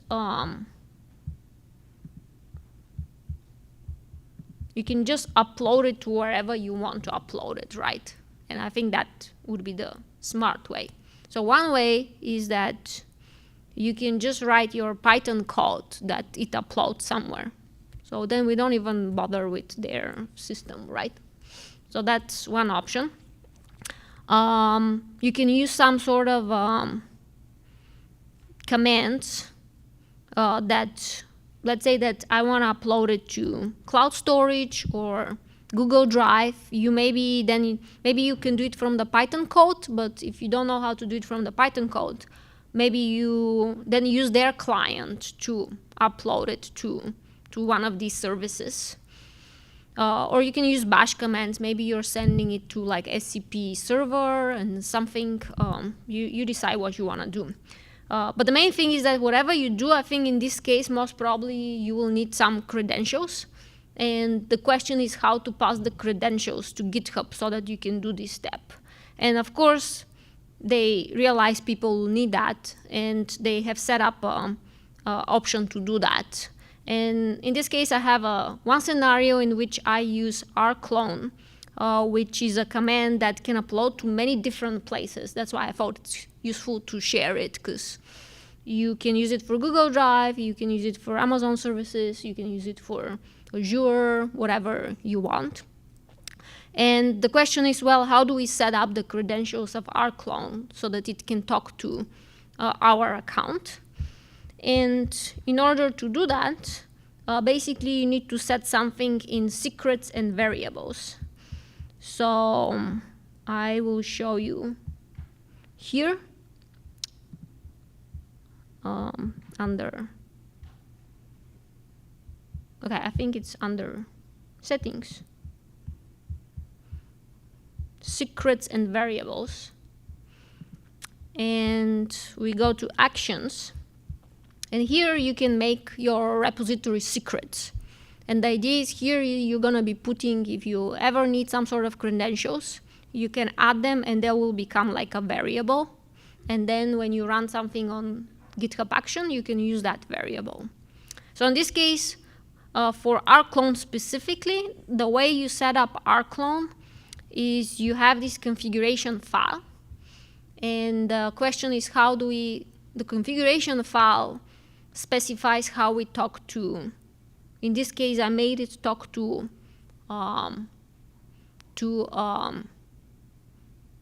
Google Drive.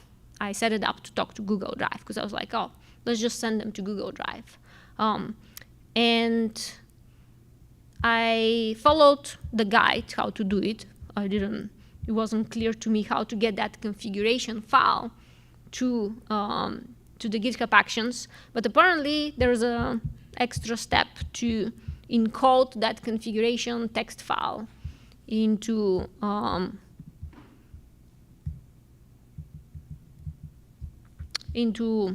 base 64 encoding, which I don't know much about, but that's what I had to do.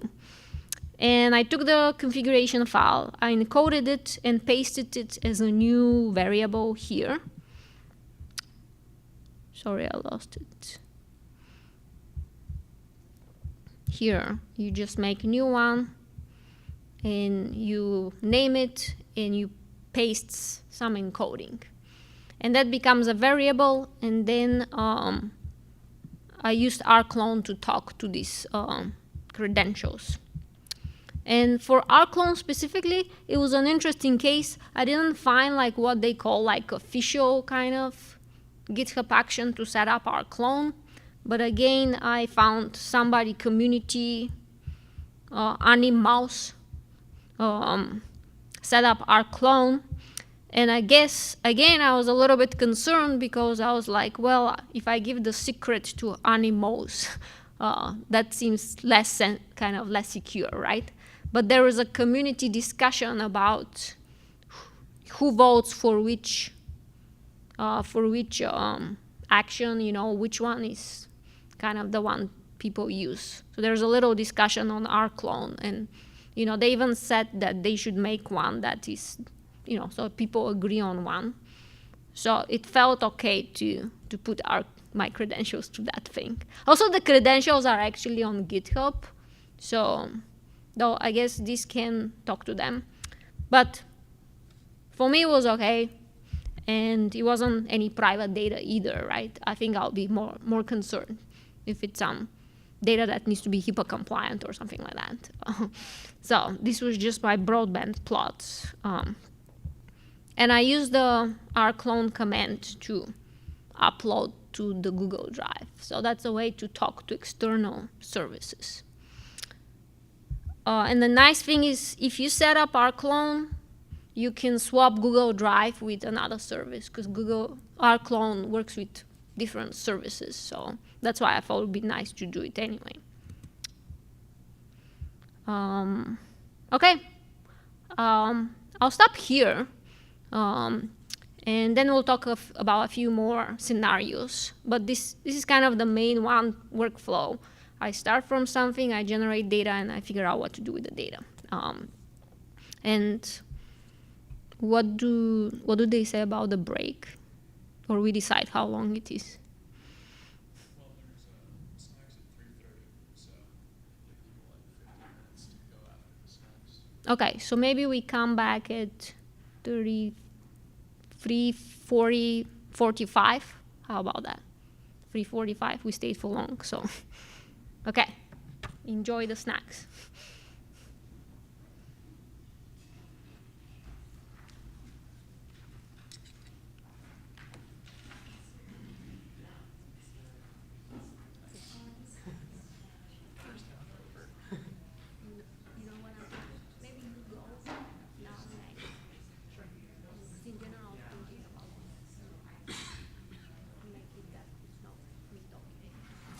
Yeah, that's fine. I mean, So, and then you I can think just, the website part can yeah, go after, yeah, right after then mine or whatever. because then the you can do that one because Mhm. it's also splits better, and then the website, and then the other one, and they both have a website, so Cool.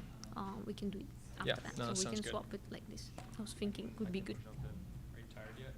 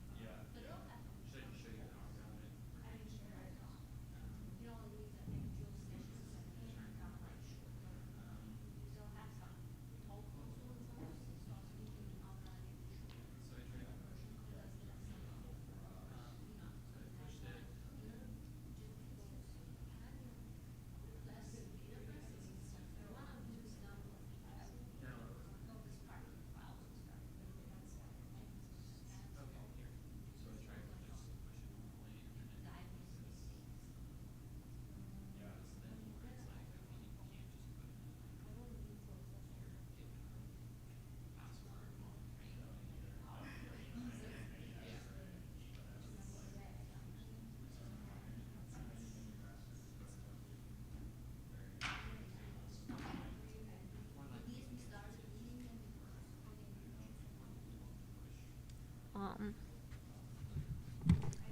we try to make a table of what files we have, like a database, and even that started to get big. Yeah. But it wasn't that, it's not that crucial.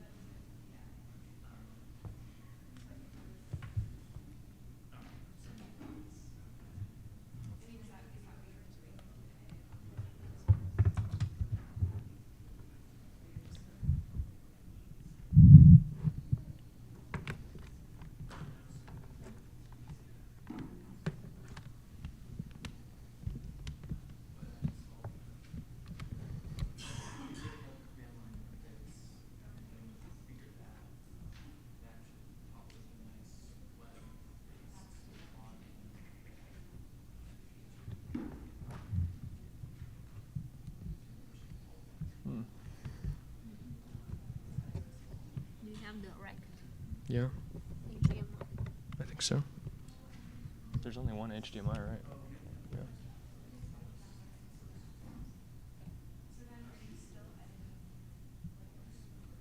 And I have no mouse, so something is happening.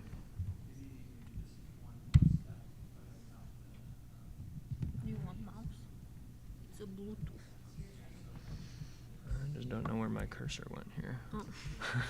It's kind of odd. Hmm.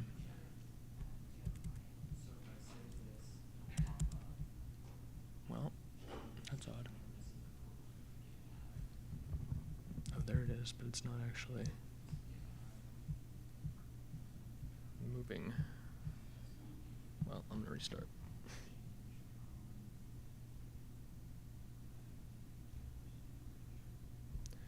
Should be fine, but worst case scenario, I can just use your laptop. You shouldn't need to restart just to connect to them. I don't know what happened. I think this laptop is nearing the end of its days. How long? I love long running laptops.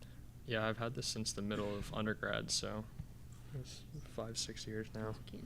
I used to have a ThinkPad before. My parents, I donated it to my parents. They were like, "Oh, such a fast laptop." That's awesome. Because I was afraid they'll find it ugly. Because like only certain people would. You know, like it's an acquired taste. Yeah. But then they're like, "Oh, it's a very fast laptop." So they're happy. They're too easy.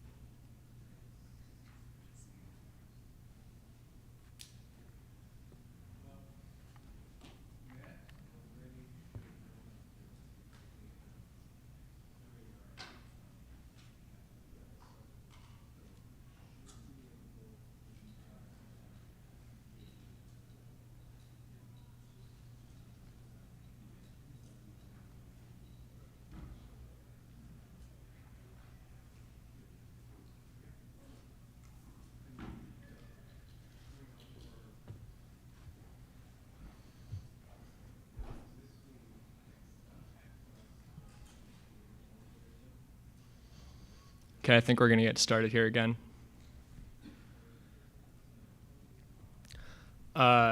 So up to this point, we've been looking at like relatively simple workflows, and now we're going to start to look at some of the things that we need to do to make more complicated and involved workflows to process like larger amounts of data, or just do things that are more complex and require kind of more moving pieces.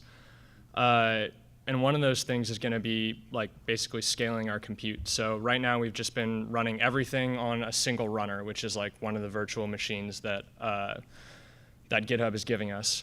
But there's nothing stopping us from running the steps that we've been running in parallel on a single runner, or also since the runners aren't particularly large, in many cases we want to actually run things in parallel on multiple runners. And GitHub Actions actually has some things that make it somewhat desirable for this kind of like approachable and light batch computing. First of all, it doesn't require any personal credit card or blanket purchase order, which is great because I have nightmares about like spending all my money on AWS. You also just start for free. Like you can develop all of your workflows for free, and then when you want to add power later, you can hook up an Azure account, which we can talk about later.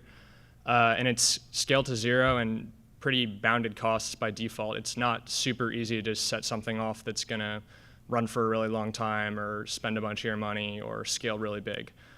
You don't have to click through like major cloud provider web consoles, which can be kind of confusing and challenging, for me at least. It's really easy to share with people. Like as you've seen, you can just fork a repo and then all of a sudden you can run all of these actions. But at the same time, you can pretty effectively manage like secrets, so you're not really in danger of like accidentally sharing information you don't want to share. And they have this dashboard that is really nice because you can view the workflow progress as it's happening and also get logs for all of your previous workflow runs.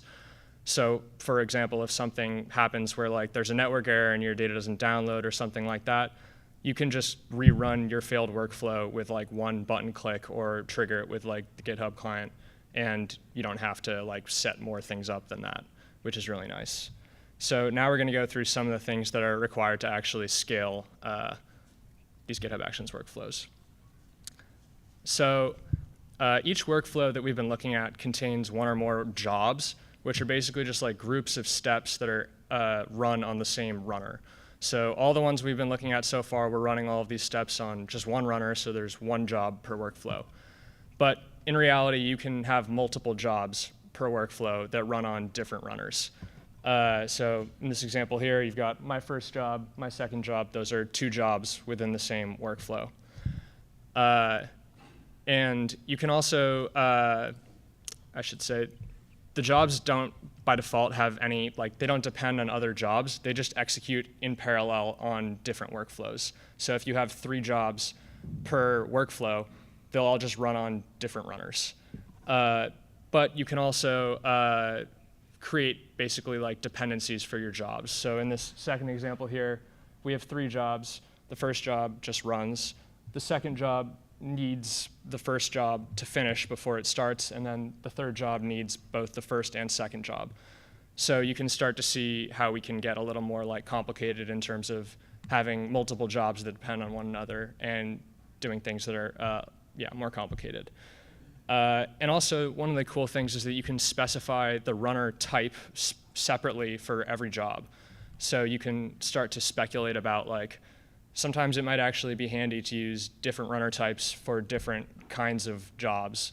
You can put on Slack if you have like ideas for why you might want to do that. Especially if you're like paying for larger machines, you can use smaller machines for some things and larger machines for some things, which is kind of cool. And kind of extending that idea, workflows don't have to just be standalone. Workflows can call other workflows. So a single caller workflow can use multiple additional called workflows. And that's really easy to do. All you have to do is create a job that uses some other workflow, and you just specify basically the YAML file for the other workflow.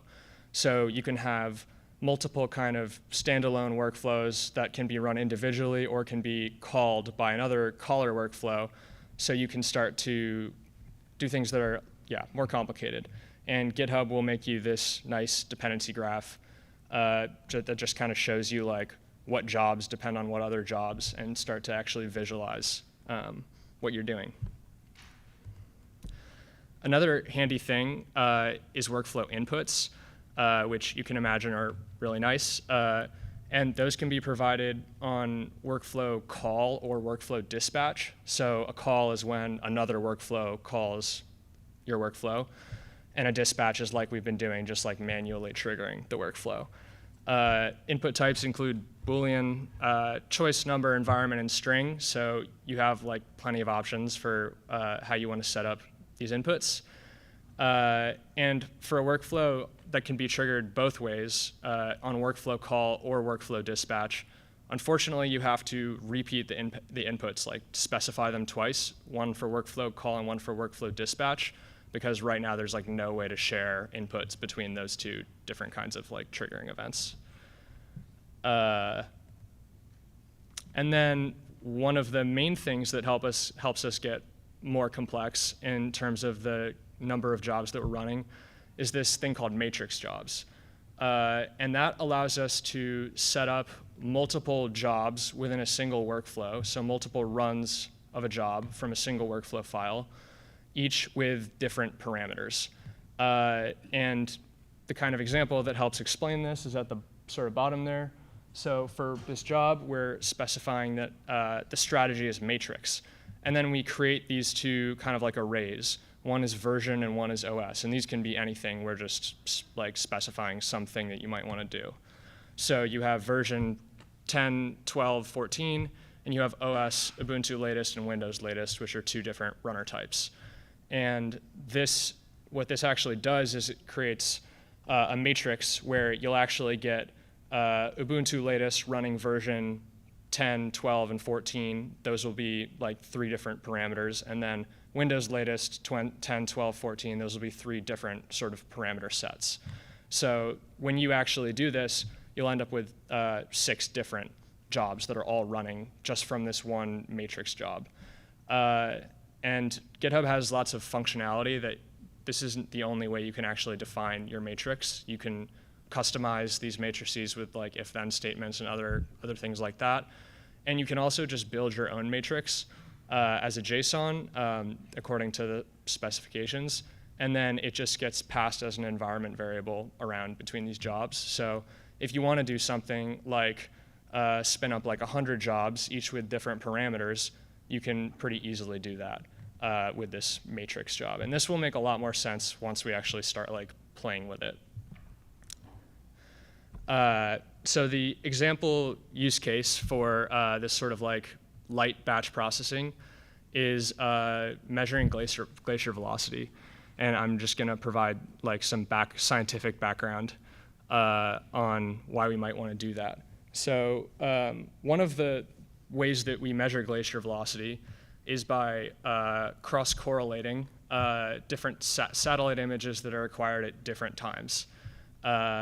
And the reason that we want to measure glacier velocity, there's a lot of reasons, but one of them is that glacier velocity is related to, because glaciers are just flowing, it's related to the thickness of the glacier. So we can actually use the glacier velocity along with some assumptions and some other information and potentially some models to invert for the thickness of the glacier. And then we can use that to figure out like how much water is stored in this glacier, which is important for things like drinking water and sea level rise with climate change and other stuff like that. So this is one of the types of data that we need to gather to make some of those calculations. And the reason that we want to use batch computing here, we can make a velocity map from a single pair of satellite images acquired at 2 different timestamps. But those individual velocity maps tend to be pretty noisy because of things like clouds and shadows and snow and just the sort of unpredictable nature of alpine landscapes and seasonal change, things like that. So we tend to want to compute many, many of these velocity maps between many, many pairs of satellite images. And then we can do time series analysis, or we can just compute summary statistics and stack them all together and start to reduce the noise and quantify the error and things like that. And that picture shows just some glacier velocity maps over glaciers in the St. Elias Mountains, which are in the Alaskan Panhandle. And that big kind of blobby thing is one of the largest Piedmont glaciers in the world. It's Malaspina Glacier, and that Piedmont part is like the size of Rhode Island. So these are GIFs that show the surface velocity of 2 different glaciers. So these are just like time lapses of satellite images over 2 different glaciers. And you could see a bunch of different stuff. You could see this sort of like flashing in the light blue color. That is sort of snow changing very rapidly over time. It's very dynamic. And then, I don't know how well you can see, but if you look at the sort of like main trunk of the glaciers down in the valleys, you can start to see like debris and sort of bands of stuff like flowing down the glacier. Different parts of the glacier move at different speeds, and that is basically what we're trying to measure with this. And I guess I included that I should ask here, what are some batch computing use cases you're interested in exploring, so you can take to Slack if there's something that interests you in addition to this. So we're going to use satellite images from Sentinel-2. Sentinel-2 is a constellation of satellite imagers, so they're just cameras with telescopes in orbit pointed down at Earth, taking pictures. Sentinel-2 was launched by the European Space Agency first in 2015. A single image is about 1 gigabyte, and the pixel size for the frequencies for the wavelengths that we're going to use are 10 meters in size. So each pixel covers 10 meters on the surface of the Earth. And we're just going to look at images acquired over this one glacier that I picked because it looked nice, which is the Yazgil Glacier in the Karakoram in Pakistan. And it's about 25 kilometers long, so it's a pretty big glacier. And I can show you. Oh, that's going to take a second to open, actually. I'm going to throw this link in this Slack.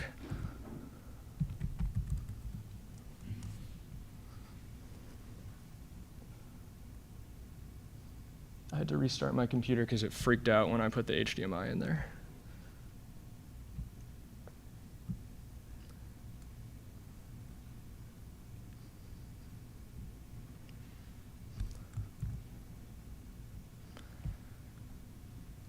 Okay, but yeah, that link should take you to the glacier, and let's see how fast I can find it.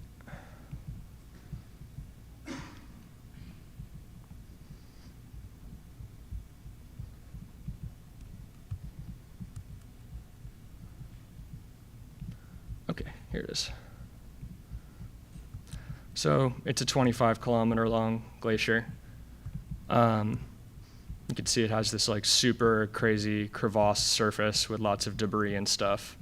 And that sort of texture of the surface is what helps us actually measure the velocity when we do the cross correlation, which I'll explain in a second here. But it's a pretty enormous feature.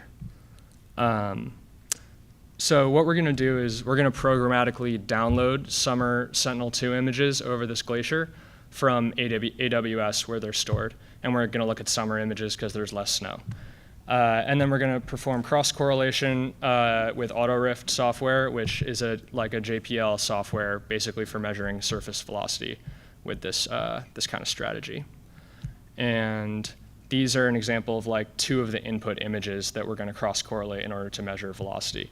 We're looking at just one sort of like frequency range of light here. So this is the near infrared, which gives like good contrast over glacier surfaces. And I won't go too much into the details of how the cross correlation works because it's a little bit complicated.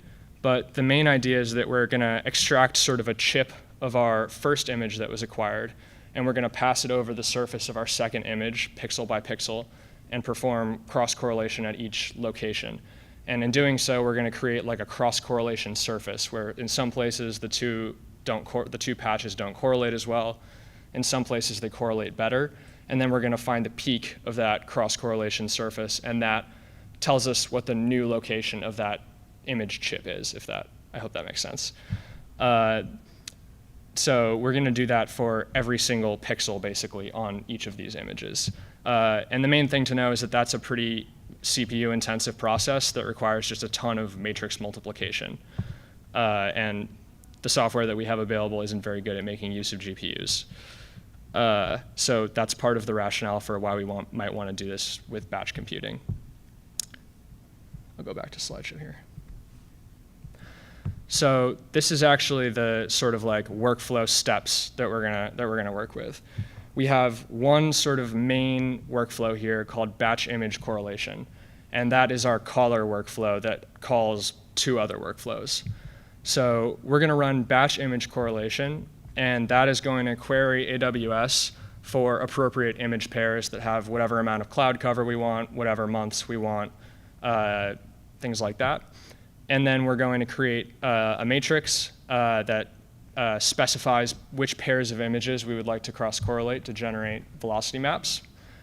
And then that matrix is going to get shared with this second workflow, which is image correlation pair, which is going to basically create a matrix job. So for each of those image pairs, we're going to run the image correlation pair workflow on a separate runner. And they're all just running this Python script, which is imagecorrelation.py, and that contains the AutoRift software, basically. So we're going to download all of the images from AWS to all of these different runners. We're going to perform cross-correlation, one pair per runner, and then we're going to generate velocity maps through that process and upload those velocity maps as GitHub artifacts. And then finally, we have one last workflow called summary statistics that downloads all of those velocity maps that were uploaded as artifacts, reads them into memory, computes some statistics, makes a figure, and then uploads that figure as an additional GitHub artifact. And that's kind of like the end result of this workflow that we just put together. And the figure kind of looks something like that, hopefully. So now I'm going to actually go to the YAML file, and we can actually like look at what is inside that allows us to do this stuff. So the name here is batch image correlation, but we can also specify this run name, which allows us to use one of the input variables in the actual name that helps us keep track of things. So we could call this like something about how much cloud cover we allowed, something about how many images, or how many rather pairs we're going to form per image, things like that. And then on workflow dispatch, so this is one that we're going to run manually, we can provide all these different inputs. So the inputs that I've provided here, there could be a lot more, but this is just sort of to show, is cloud cover, start month, so what's the first month of the year to start looking for images, hopefully after there's not so much snow anymore, stop month, which is the last month of the year to start look for images, and then the number of pairs per image. So we could just say one and say make pairs with each consecutive image that's acquired, or we could say like n+1 and n+2, kind of, etc. And then we're going to define a few jobs here. So the first job is going to be this Sentinel-2 search job, which it doesn't call a different workflow. It's just defined through a series of steps in this workflow.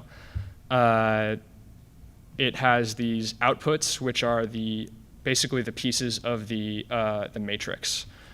And it has steps. It just checks out the repository, and then it runs this Python script that searches AWS for the appropriate images that we want.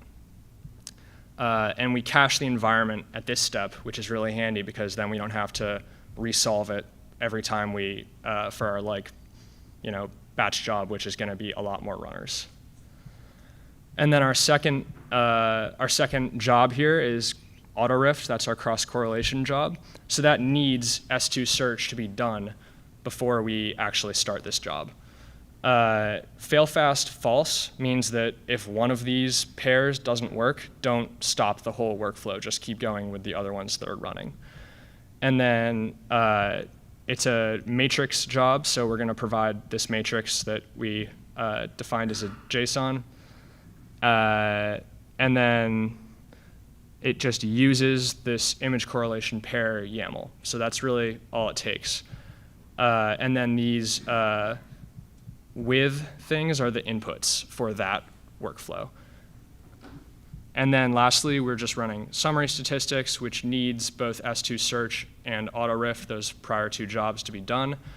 And it just refers to the summary statistics workflow.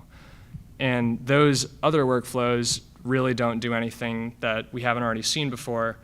They basically just check out the repo, install the environment, and run a Python script, and then either download or upload the resulting artifacts. So I'm going to go ahead and run this. So I want to go to Actions. And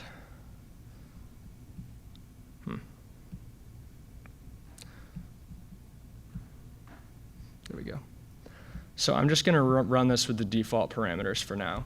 So the default parameters that I chose are percent cloud cover allowed. I just said 10% allowed. Hopefully that will be all right. First month of year to search for images is 6. What's that? It's June, right? So it's June, which hopefully there won't be so much snow on the glacier by then. Last month of year to search for images is 9. And then number of pairs per image for the default is just 1. And you can look at the YAML file to see how all these kinds of like choices and stuff are specified. This one is just like a number, so I can put whatever in there. This one is actual choice, where I've like listed the months, and you can pick from whichever one you want.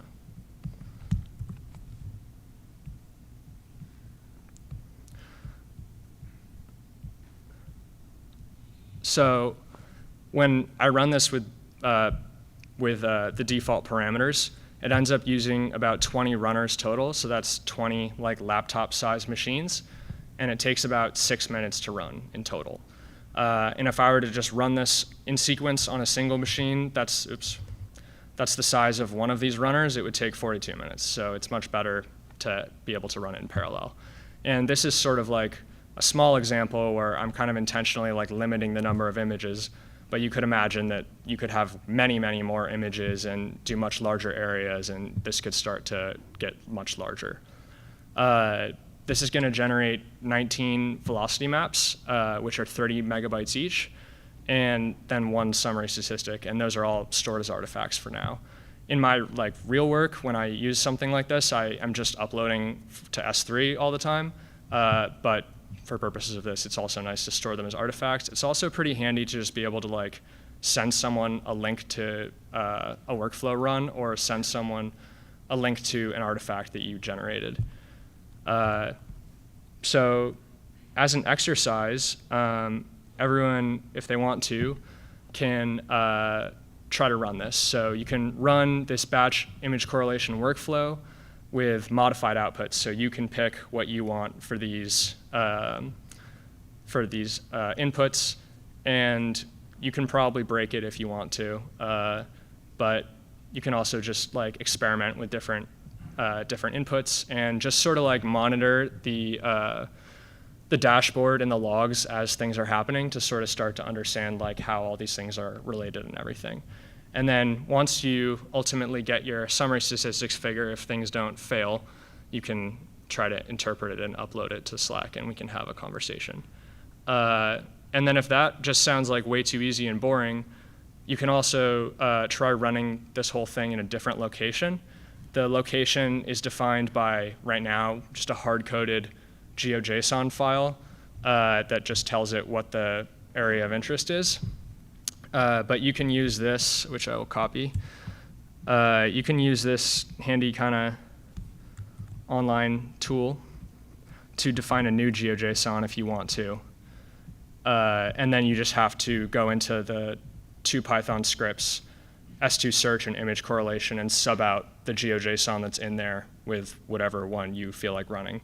And you will very likely break something by doing that, but we'll see. Yeah. Does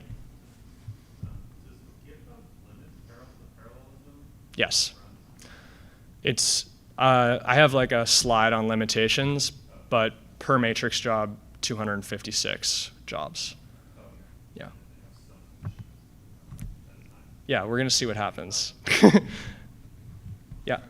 insider then, but like, do you ever write workflows that send an SSH command to another server to actually execute it with memory limitations are too small? I've never tried that. That would be interesting to try, though. Because like a lot of what I'm thinking of right now is like, you know, most of my work is building out like batch ETL jobs, so I'm just basically extracting data from places. But that's being run on a different location specifically because it needs a lot of memory. So Yeah. we're using Apache Airflow, but it seems like this could be done. Github Actions. Yeah, I mean, I think if you have to download it all and you can't chop it up into little smaller pieces, then it would be a challenge. I think at least with the runners that they give you for free, you can pay for. Ultimately, you can really pay for whatever storage you want, but it's just going to be paid. Yeah. Can you just remind us where we find these artifacts? Yeah. So let's see if mine is done. No, not quite. This is one from this morning. So when you actually click on the action that's running, and you can see all this stuff, if you scroll down, you'll see all these artifacts here. And all of these kind of date artifacts, those are the velocity maps that get zipped up and uploaded there. And you can download any of them and check them out. I think you can just open these in like a regular like image viewer. And then there's at the bottom this summary statistics figure, which is much smaller, which is just the like matplotlib figure I made. This is a good point to take any other questions about this too.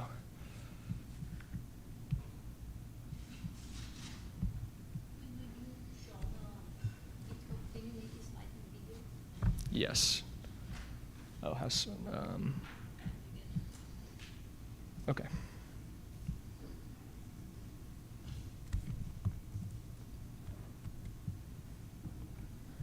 So this is the one that's actually running. Does everybody have it running?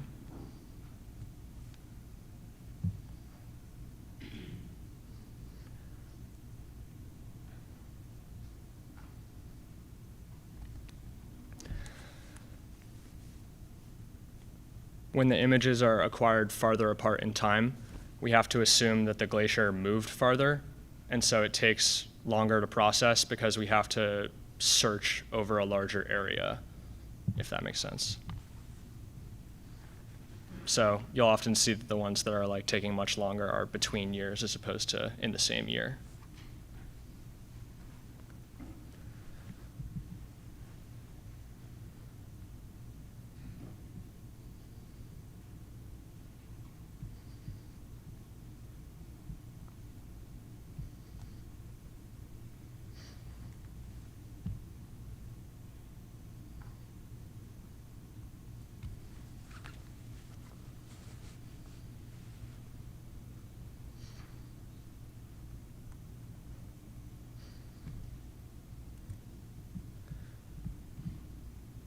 And yeah, I guess I'll just wait until the images start trickling into Slack.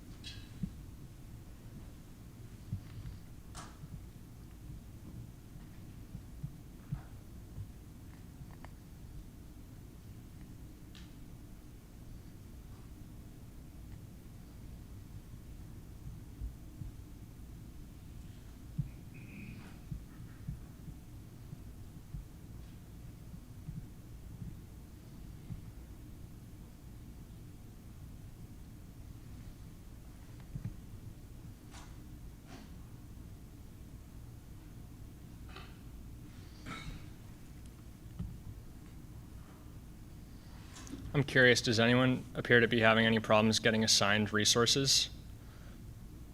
That's cool, because I do this a lot, but I was kind of curious when I had like 40 people getting 20 machines each, whether that would be okay.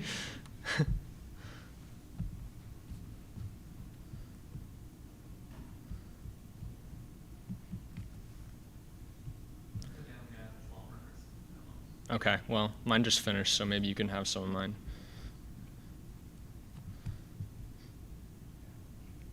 Yeah, it's also, I think it's a max of 20 runners if you have like a personal plan.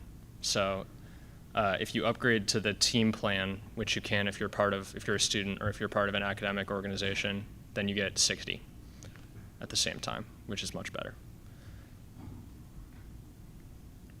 So mine just finished running.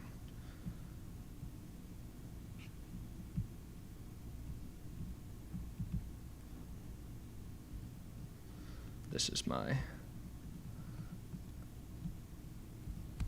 output here. We can go back to this too. Sorry, what was that? Where does the artifact actually happen? Where does it get published? If you scroll to the bottom, if you're on the like main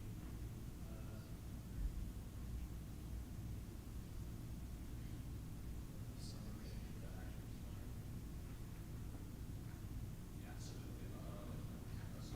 Oh, just on server, right? yeah.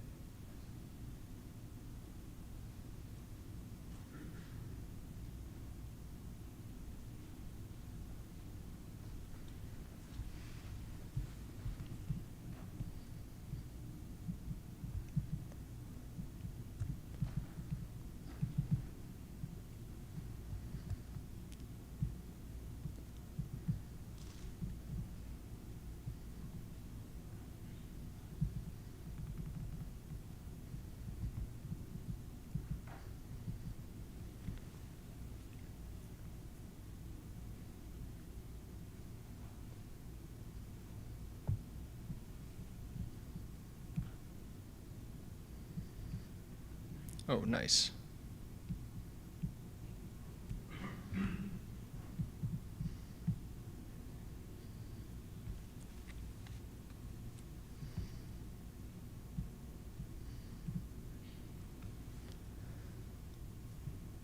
So there are better ways to do this, but we can start to see like which parts of the glacier are moving fast and which parts are moving slower. You can see this like really higher speed section here. This part is moving like faster than 600 meters per year, so that's actually pretty quick. And also you can start to like visualize sort of some of the tributary glaciers that kind of come down from different sort of cirques in the valley, which you can't actually see super well in the image because everything is covered by snow a lot of the time. But you can start to see like which parts are actually moving and how fast.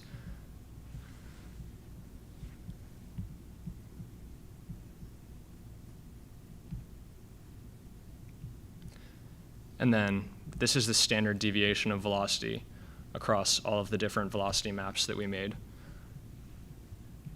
And this is the like number of valid pixels, which has to do with the software that we're using, but could be a useful metric.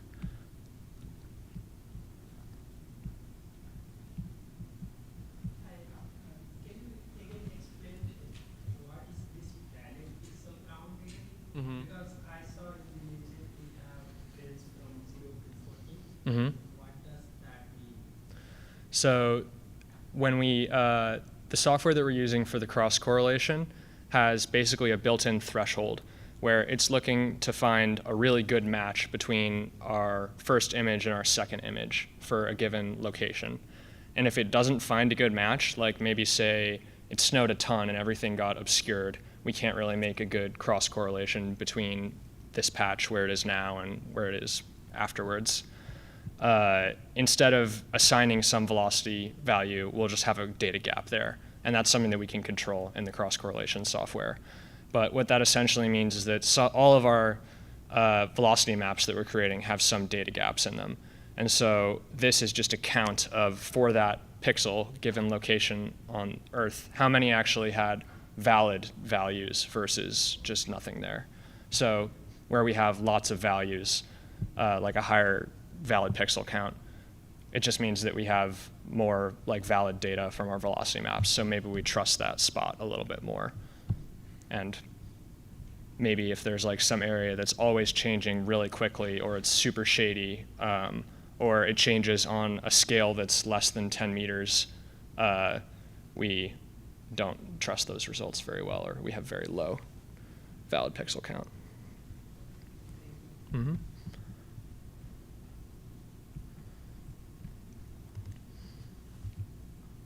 Okay, I'm going to keep going. So yeah, there are definitely some limits to what you can do here, and I have definitely started to push the limits a little bit of what you can do for free.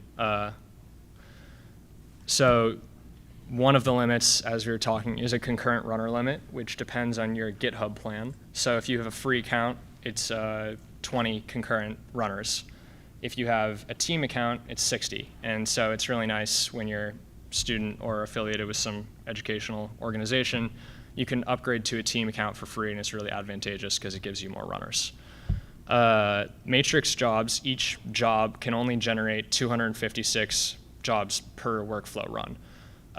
So what I actually sometimes do is I have like even more kind of nesting to things. So maybe I'll have one matrix job that just does 1 year, and one that does the next year, and one that does the next year, so that I can have many more jobs running at the same time. No more than 500 workflow runs can be queued in a 10-second interval by a single repo. I don't think I've hit that one, I'm not sure. Maximum workflow duration is 35 days, which seems like a surprisingly long time. But maximum job duration is 6 hours, which I have definitely hit that before. So there are some kind of limits to what you can do with this, and I don't think it's appropriate for every application, but it is really kind of handy and cool for certain applications. And if you do need more power, you can very easily hook up your, is it Azure or Azure? Azure. You can very easily hook up your Azure subscription so that you can start paying for larger machines, more machines, et cetera. And the billing for that kind of looks like this. And our colleague Scott, who is presenting on Xarray right now, has run the numbers and thinks it's basically like equivalent to just using Azure or AWS or anything like that. And this is where you can get much larger machines, and you can also get much more memory. You just have to pay for it. And also, as of somewhat recently, you can get GPUs, which is kind of neat, and I imagine there's a lot of cool like machine learning applications and other reasons that you might want to do that too. So that's something interesting to be aware of. And now we've sort of arrived at the end of the data processing portion of the tutorial. So the question that you can put your reflections on Slack would be, can you actually see yourself using this for some kind of data processing application, and why or why not? And then also just anything else you feel like you want to get off your chest or share. I'd be interested to know.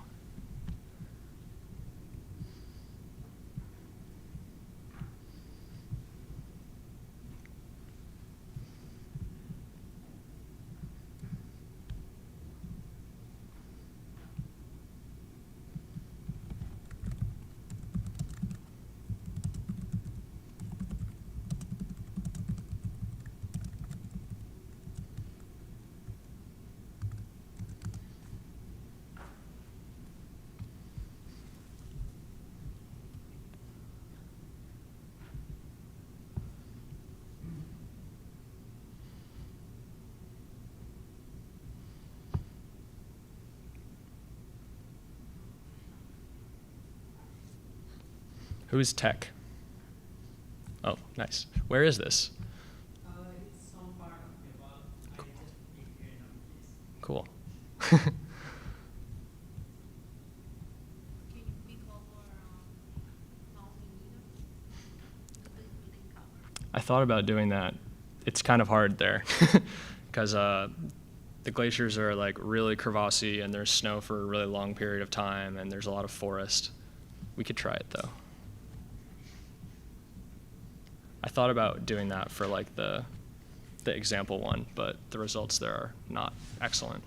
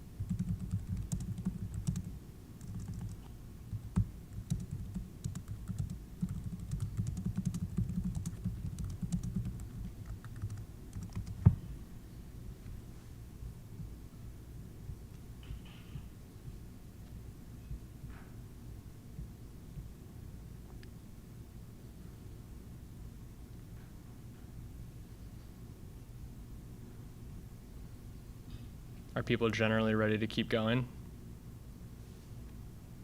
Okay.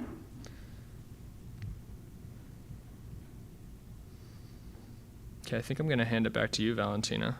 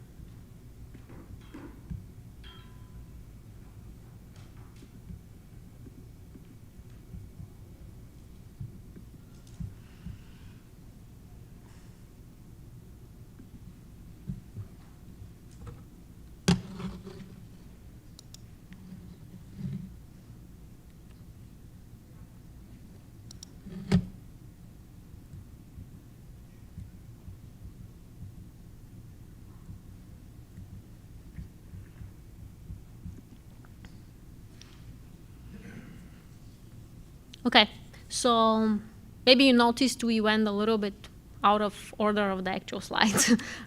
We should have said that. But now what we have left is to talk a little bit about a few other scenarios which involve making a web page, and kind of with the idea of kind of like, oh, what's an easy way to share stuff and or build something, but without really expecting people to be web page developers or anything like that. Clearly, there are frameworks to do more complex things. This is, again, in the spirit of what can I do with a little. So in this case, there's different ways one can do something, and we kind of talked about the idea that we can have a way to automatically update some sort of image. And clearly, if you separately have some web page which can take this image, that web page will be, showing the latest result.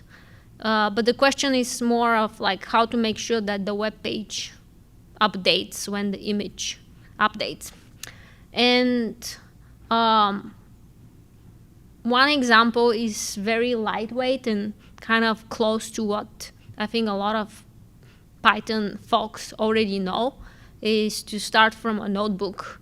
Let's assume people don't really have that web page. They just have a notebook in which they have run a few commands and they have generated some results.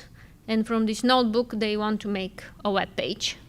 And clearly, GitHub can show some notebooks, but if you want to have some sort of interactivity, they would not display that. So here's one example. So we start with a notebook, which, let me show you.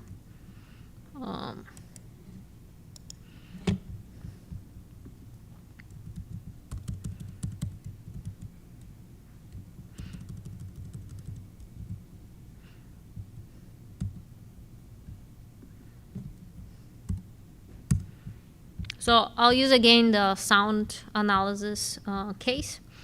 And as you see, sometimes GitHub is not happy with even when you have any sort of notebook. Let me see if I can at least show, maybe we can use NB viewer to show you something. NB.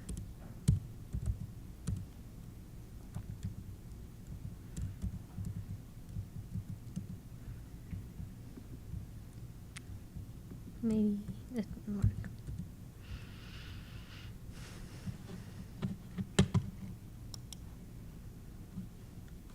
So that's a notebook that runs a few commands, this time not through the not through the script that we used to have, the Python script. It directly used the packages that were in those substeps. And this is kind of like, yeah, maybe you're just working in your notebook and you're selecting things. And in the end, it's going to go for all these things that we used to see. And we can display some, for this case, I ran it through longer period of time so that we can see more patterns, right?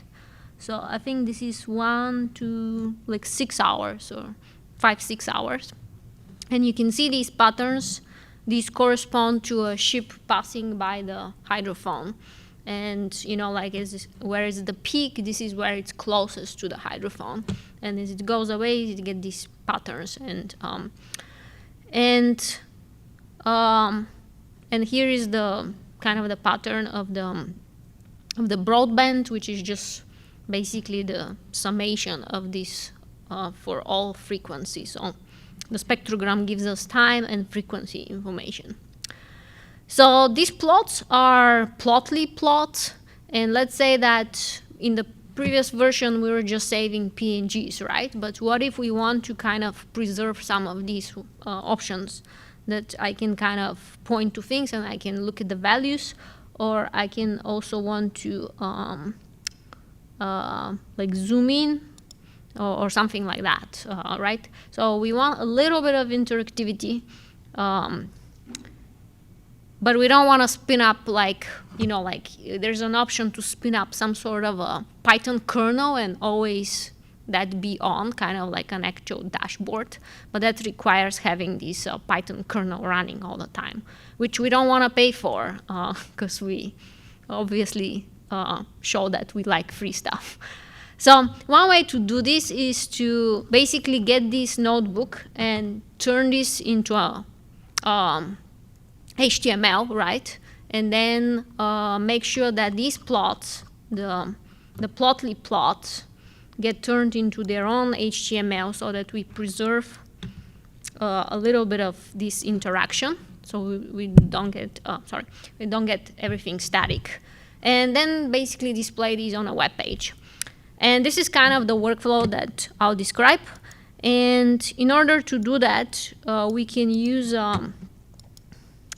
NB-convert, which is used in a lot of these tools that you may have used already under the hood. They basically get our notebooks and convert them to HTML so that they can display them on the web page. So the idea of this workflow is very simple, that we're going to get a notebook and we're going to use NB-convert to convert it to HTML. And we're going to get this HTML and upload it to Pages, which is basically GitHub Pages is the place where we can have websites.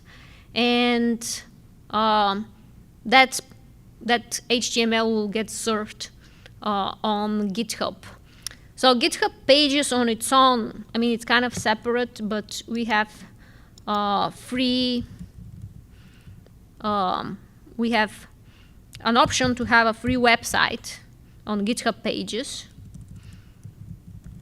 But the idea is to kind of get our notebook to display on the GitHub Pages website. So let me show you how you can do that and what the workflow has. And once it's served on GitHub Pages, usually the address is something like, for example, in my case, my repository was github.com Europe eScience, something like that. And then if we serve it on GitHub Pages, we're gonna get our own address, which is here. And I'm gonna clean these up. And this would become IO.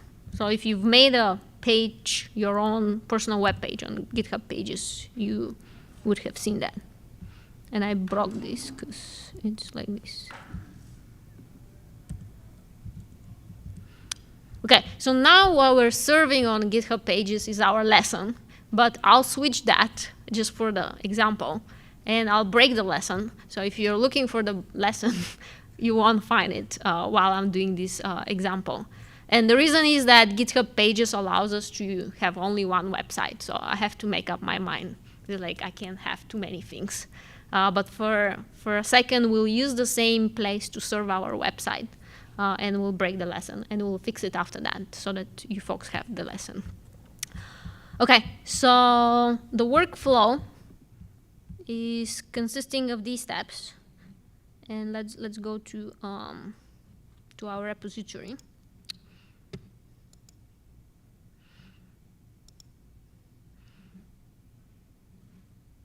So we will come here and we'll find, actually we'll go to the workflows. And we'll find one that's called Create Website Spectrogram. So basically, that is the one that's just gonna show the spectrogram. And we'll just read it. Let's just read it together a little bit, just so that we see what's happening. We have the different options to trigger it. We set up Python as usual. And in this case, we want to set up SciPy kernel and then convert because we want to be able to run notebooks. And in the past, we were just run Python scripts. And we want to use convert to convert it. I still need all my other libraries because my notebook is needing them. So I still need that. And then I run this command, Jupyter convert plot noise levels notebook.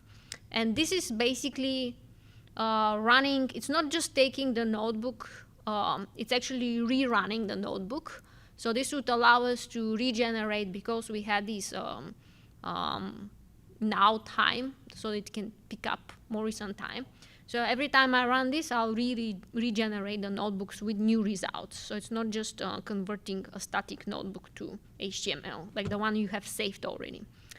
And then there's a few other options and that are useful in this case, because I said I want to make a website, but I'm also saying I just want to show a notebook. So you most probably are asking me, well, just show your notebook.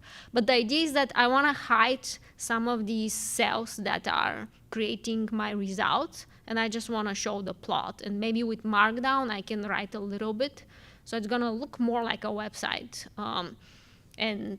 So that's why I have this extra option here, no input. And convert has all these options to decide what you display and what you don't display. So the idea is just like I'm going to hide my code and I'm going to display the result, and I'll have like a very easy way to make a website. And I guess it's converting it to HTML in this folder. And that's it. That will upload this artifact with the HTML. And the next step is to actually deploy this website, which is going to take the HTML and is going to display it on GitHub Pages. So that's the idea. So the second part you can use for anything. Once you have HTML, you can display it. But the first part is to make it. OK, so I'll run this so that we see how it goes. And and I think if you're running through your own, let me try to do that. If I run through my own, here it's my own username. I have not run so many things here. So in this case, I want to do that trick that, I don't know, does it happen for everybody that they need to, the batch, the workflow dispatch doesn't work by default? I tried to read about it, but it seems like for some people it does work, but for me it doesn't work for sure. So I'll do the trick that, so if it doesn't work for you, I'll do the trick that I'll first run with on push, just so I make you all also get it. I'll first run on push and then I'll do something else. So let me do it like this. Get to the code. So if in doubt, change the dispatch to on push just for the sake of running it. So here I have branches, main,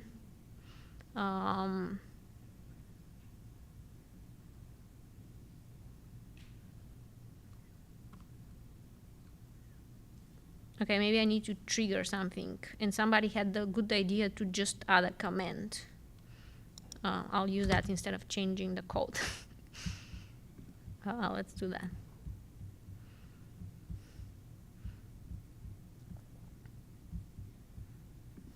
I'll just stall.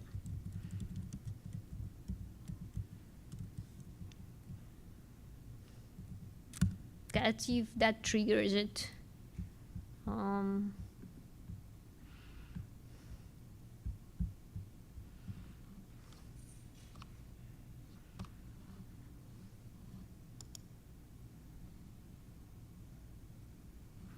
Okay, this started running.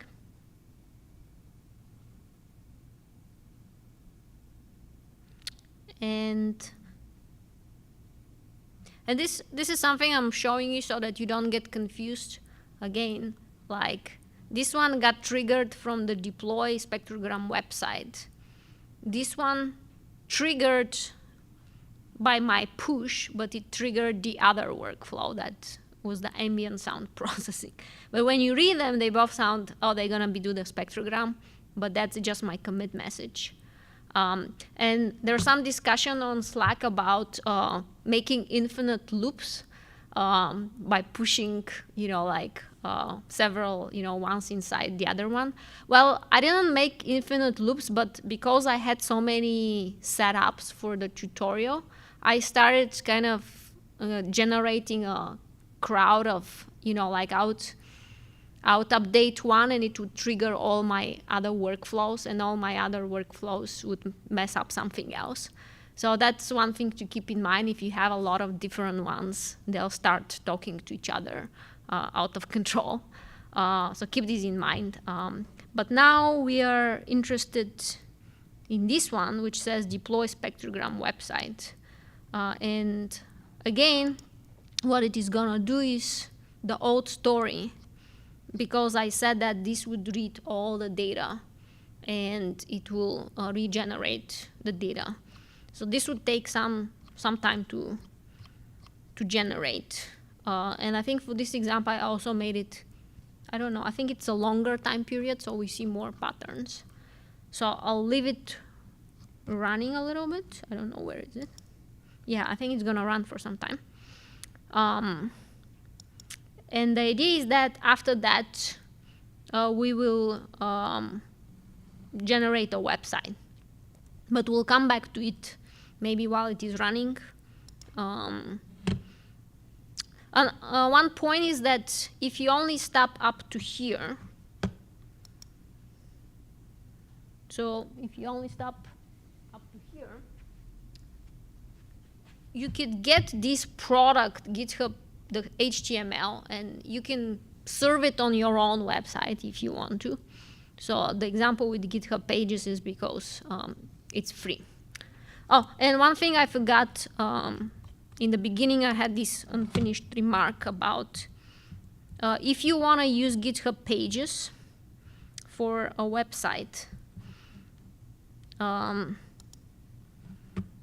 you should also enable, so actually I can show you here on your repo.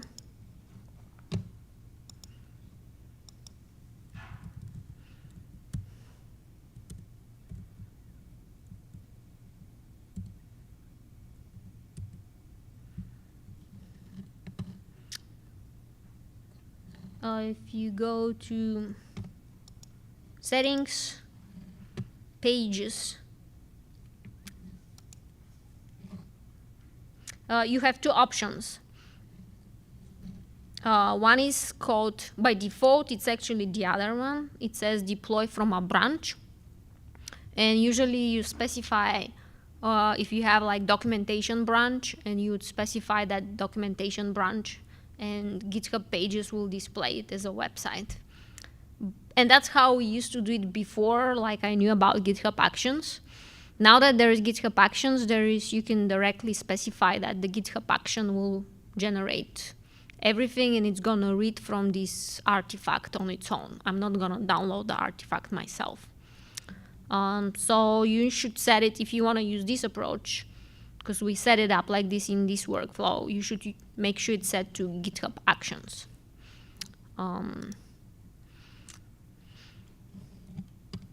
Okay, so I'll let this run for a little bit, and in the end, if it works, we should be able to actually find it at this place.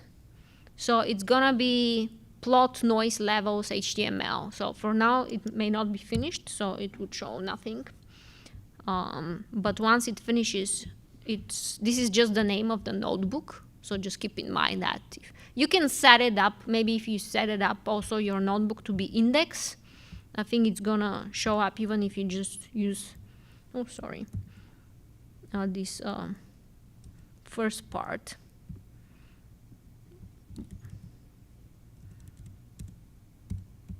But yeah, eventually we want it to show up here. So I'll leave it for now, and I'll say a few other words in the meantime.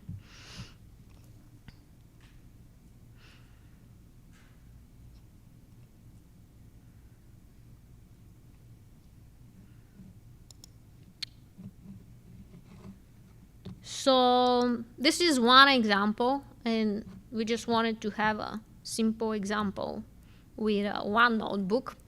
But many of you, if you have used some sort of package documentation, you may have seen the example where you can build multiple pages from markdowns and Jupyter notebooks and so on.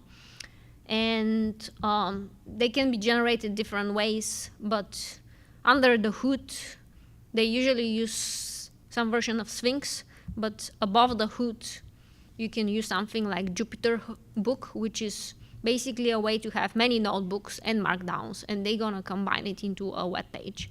And this is the example of our lesson website. For that one, we used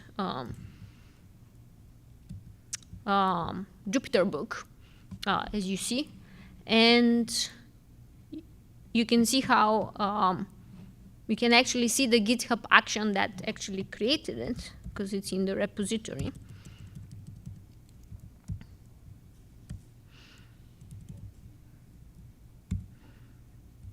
And it's under deploy book. So you can make your website like documentation book-like kind of thing, but with the difference that we can also make things update as we want, right? That's kind of the neat part. Some visualizations can update. So in this case, we have one that's deploy book, and the purpose of that one was just to make the lesson content. But that itself, it's a GitHub action, and we configure it, and there's not that much, it's kind of like, there's not that much interesting apart from installing Jupyter Book, which makes this documentation. And then it gets sent to GitHub pages. So other options are, there is Quarto, which is another version that came from the R community. But I think now they can do both. Jupyter Book also says that it can do both Python and R if you actually are not, if you have other interests outside of Python. They have their Quarto has Quarto Actions. There is all the Jekyll teams, and I think this one example is just to discuss kind of things that one can do. This is just a website. Oh, sorry, I've given you the wrong link. I'll fix it. Let me find the correct one. So this is a website with an integrated D3 visualization, which is an interactive visualization. Can't find the right one. Maybe here. Yeah, so this is a website in which we have the interactive visualization embedded in the website. The website is static. So the visualization is cool, but in this case, it is static, and it is actually being read through a CSV. So D3, although it looks very fancy here, in the end had to read a CSV file. And the question is how you can make this that it actually, you get new data, you get update a visualization like that. Well, you can see the pattern. If we can update the CSV file, we can automatically regenerate something like this, and now it's gonna be both interactive and you can update it as it goes. So we can start building a little bit more complicated websites by staying with this GitHub Pages world. So that's kind of one scenario. Other scenarios are dash and panel dashboards. And maybe you can think of like, well, what can I do with them and what can I keep on updating in them so that I can have interesting visualizations. And just a note here, I said for D3 that it can actually take data from JSON and CSV and embed it in a website. So you can think like if you store your artifacts as JSON or CSV, you're good to go because you can actually integrate with other libraries. Same thing for Plotly. If you save things in HTML, then you can bring up the HTML and you can use the interactive features. So I'm curious here, like maybe you folks can think for a second and share on Slack. Is there anything that comes to mind that you would like to kind of visualize, like make a, if you're going to a hackathon and you have no other ideas, is there something you can do with this approach that could be an interesting way to visualize data? Feel free to share, or you can say if you have any ideas. And I'll see if we actually got anything going. We're at the build website, which maybe we're getting closer. So I think we finished the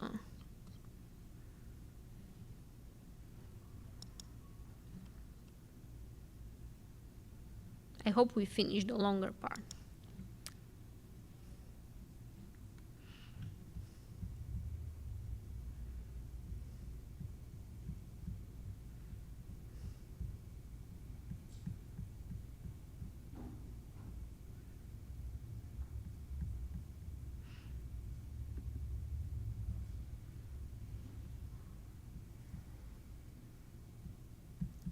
So for exercise, what you can try to do is something simpler, because you remember this takes a very long time. But I have a notebook here that is for you folks that if you want to try editing your own notebook, and then we're gonna run this workflow.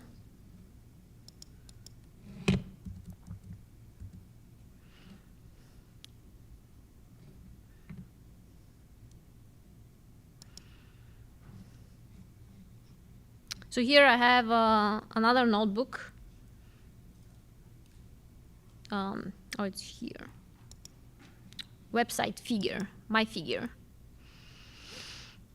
This is a figure that Scott put in together, and he just shows some satellite image. But the idea is that this is just a notebook, and if you swap here something with anything you want to plot, but maybe try to use some sort of interactive library. And you can try Plotly, HoloViews, HoloVis, or something that may have some interactive features. I think there are several tutorials these days on all sorts of widgets in Python and whatnot. And you can try just swapping something in this notebook with your own plot, with your own data, and generate a website out of it. And with the idea that you need to write what the website is about, because this doesn't have anything written. And you can see how the workflow gets triggered. So I was thinking for notebooks, you can't just edit it from the browser. You can, but you have to do that. So one quick way is, of course, you can basically just do it on your computer and upload it if you want. I think another option is to use code spaces, which is the other GitHub thing that and I have not used them as much, but I know a lot of folks are interested in kind of using them for a quick, if you have to quickly edit some sort of Python script or notebook, and it works with notebooks, so you can do a code spaces session, which I'm wondering now where it is. Somebody can help me. Green. Code? Open. Ah, okay. Code spaces. So that's kind of like a quick way to edit if you want to edit the notebook. And I think we have to find a notebook once it starts.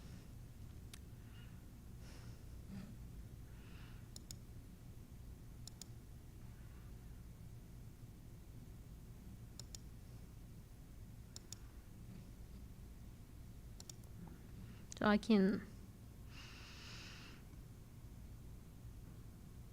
but it should render. This doesn't render. It should be able to render. It's terminal. I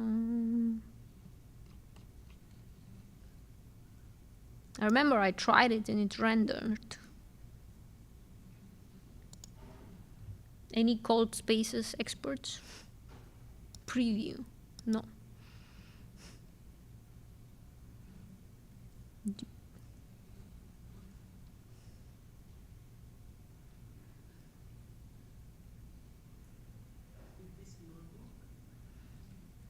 This notebook. I remember I tried it earlier and it opened as a. Okay, now it's a notebook. Yeah, actually there is a bug. So whenever we open first time the notebook, it shows us in JSON format. Okay. And then we need to close and open again. Okay, because I was like, I didn't do anything. Okay, so open twice and you get a notebook. And I guess you can quickly change something and you can rerun it. And I think this way you can quickly get a new web page, which you can see. I don't have a file on my mind, so I don't know what to change. But I can save it and retrigger it.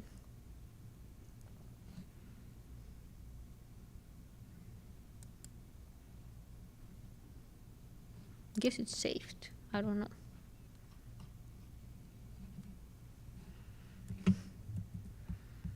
Okay, let's see what's going on here.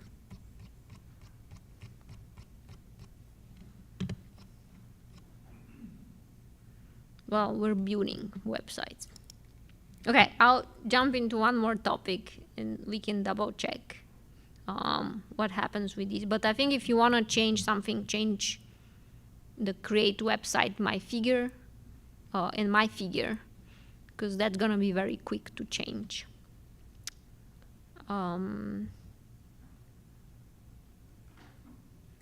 Okay, so the last topic is just a little bit more exploratory, just to share some other thoughts, and I'll just share it in the end.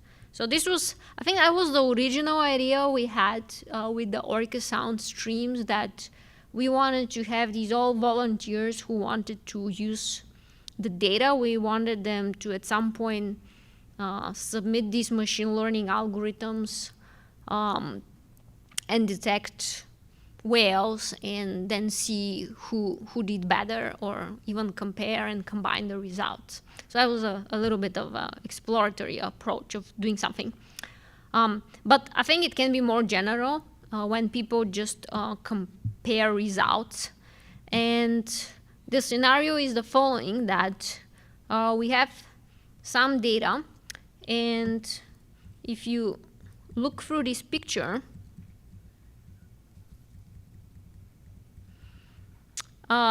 instead of doing the whale detection, which is kind of harder experiment, so I decided not to deal with applying actual machine learning model. We can see that, as I said, that some of these sharp things that happen here, they correspond to ships or boats. So the idea is that if we look at also at this one-dimensional version, in general, we know that if the sound exceeds some certain level, if we get a peak, it is going to be a boat. And so we can have some simple approach to have a threshold and calculate how many peaks we got. And based on this, we can detect how many ships we have. But of course, with the thresholds, we don't know where exactly we should threshold it. And, like different people can do different approaches and get different results. But the idea is that everybody does something like that and applies to the same data. And they submit a PR with their change. They modify something in the code. They submit their algorithm. And then the algorithm predicts number of ships, for example. It could be anything. And then they can get a table to compare, the performance. So that's kind of the idea. And how do we do that? As I said, let's keep it simple, no machine learning, just a threshold, and count the number of peaks. And then the idea is that different people will kind of, put the threshold at different place, and they'll get different results. And then once one person submits a PR, and if there already some contribution, the idea is that their contribution gets added to the existing contributions. But we also want to keep track of things. So the idea is that, we want to keep versioning the models, right? Because we don't want to be confused whose model did what. And GitHub already has its version history. So why not use it? And basically, if somebody submits some code, we're going to use the commit number of that code, of that commit. And we are going to use the username, because there is already username for each GitHub handle. And maybe we're going to even use the information. This is actually from the title of the pull request. Or you can start adding whatever you want. But the idea is to build this table. And how do we do that? Well, first we have this script, which is basically doing everything we did before, with the difference that in the end, instead of saving plots, we are saving number of ships. That is the output of this code. So it's doing the old stuff, but in the end, it is in this line, I'm actually looking at the number of peaks, and I'm calculating. So of course, this is not exactly science. This is just an example although I would say that you would actually get something pretty similar, unless there are a lot of ships coming at the same time. If it's kind of regular, you can actually get some estimate. So yeah, we do this simple thresholding, and then the idea is that different people can change this threshold, and they'll get different result. And then I'm saving this to a new user. Their result gets saved to a new line. And one of the things is that we can use then later, we can use this output in the YAML file. So the YAML is called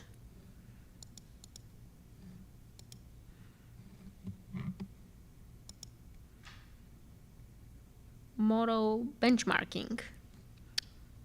So the YAML file is doing the old stuff we used to do, but it is also using this.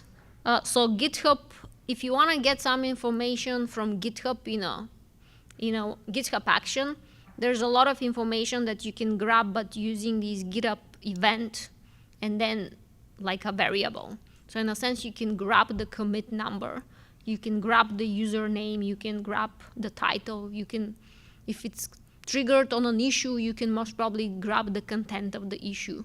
So you can think of, you know, like, oh, I can actually collect this information. And we're actually putting this in a table. So apart from the number of ships, I'm adding the, as I said, I wanted the username and the commit name, and is the commit SHA, the long number, and the pull request title. And I'm generating a new line. And then I'm committing this line to a CSV file. So that's, instead of PNGs, now we're getting CSVs. That's the idea. Okay, and then what do we do with these CSVs? Well, I decided, I'm sure there's some smarter way to do it, but I just decided to store them as individual files, and each person would submit, they're gonna get their own CSV. But what I found that after that, that's not a problem, because I can generate for different people, I can generate different CSVs, like here. And I think this is the score, and this is that SHA number. I just decided to put that number so that it's a unique identifier. And then I have all these CSV files, but it's okay because I can, I know I can read a bunch of CSVs with Dask. I'm sure there's some other ways, but I know I can open multiple CSVs with the Dask library. So I can read them as a data frame into one data frame, and I can display it. So that was the idea, that each one will generate their score, and then I'm gonna have something to display this table. And for the display of the table, let me show you first how I trigger those. So we need to trigger them on pull request this time, right? Because we said we want a pull request. So that's why I trigger them on pull request. And here there are several options: opened, synchronized, edited, reopened. Open and reopen makes sense. Edited is when you edit just like the title or something, but maybe you don't edit the code. And synchronize is when you edit the code, because you know if you have an open pending pull request, you can still make changes. So that maybe you want to use that also to trigger. You've made a change, better trigger, because maybe you change the threshold. So we want to trigger a run. And yeah, so that's how we trigger it. And the other stuff is more like how we did it before. And then the last part about the table, I was like thinking, well, what do we do with this? Well, we can do the same thing we did before with the web page.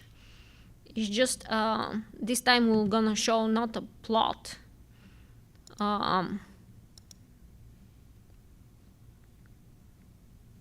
but a table.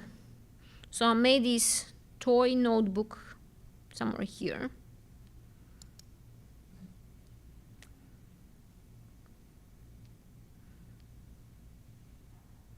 Display benchmarks. And the notebook is, all it's doing is opening this library, which can open multiple CSV files. I bet there are other libraries. I don't know if Pandas can do it on its own. I don't know. But the idea was to open all of them as a data frame and display the data frame. That's all. And here I have only a few entries, but later I can rerun and get more entries. And because we already learned how to make a website out of the notebook, I use the same workflow. You know, that now that I have a change, I can rerun the way to make a website out of this, so I don't have a notebook in the end. So in the end, my website will only show the table. That was kind of the idea of this scenario. And for that, I had a separate, so apart from the benchmarking, which generates the CSV files, I have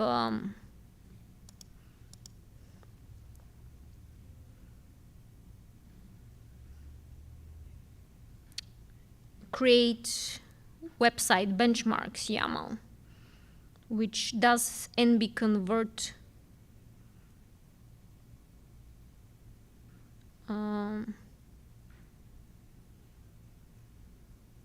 somewhere, should find it.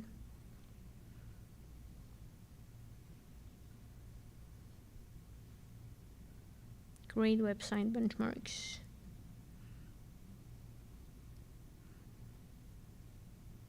Here, I run this notebook with the table this time. So anyway, that's the idea. So I started kind of stitching different things from what we learned earlier. But the idea is that somebody submits a pull request, and you can go to some link, which would be the GitHub generated link, and you can see the current. You can maybe see your score against the existing scores, kind of. That's the idea. Like, I want to see I'm doing better or I'm doing worse.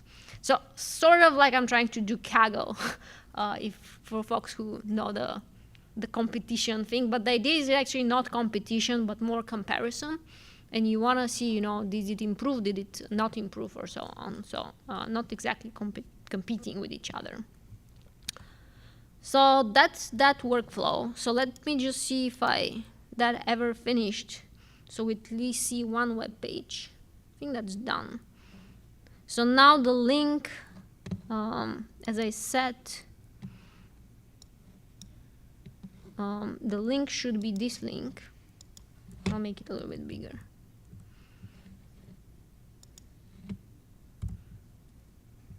So this was plot noise levels, and it doesn't work. What did we break? Maybe we got the other one, the figure. That's the other thing. If you try doing several things on the same GitHub pages, you're not sure which one finished first. I don't know. This one is not here.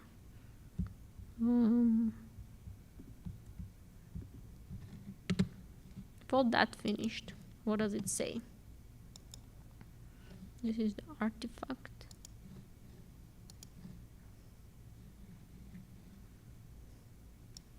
So it generated it did generate the HTML. So that was the intermediate step. So that got generated, and as I said, that's kind of slightly interactive.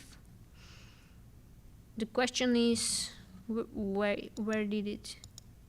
Oh, maybe I haven't enabled on my own, because this is my username. Let me see. Maybe I need to enable this on my username.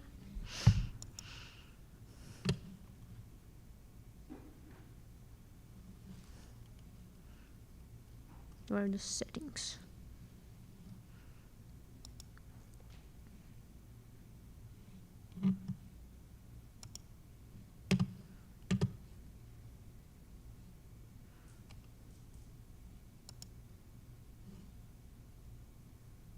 Pages.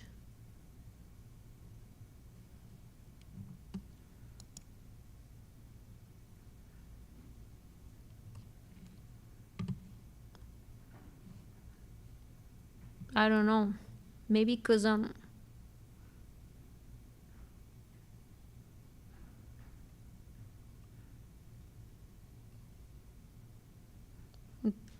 not very sure. I think we had to go pages, but it shows me different things. They're not very fine. Okay, I don't know. Anybody know why I don't get the other? Maybe I'm not in the right settings thing.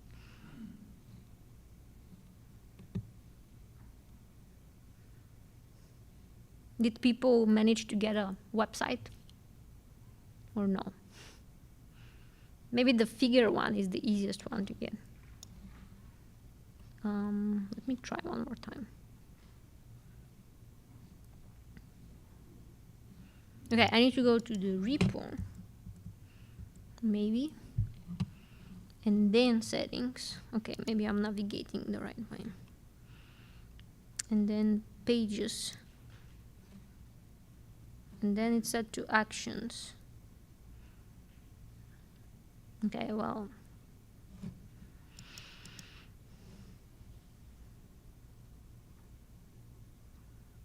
And it says it deployed it to Github pages.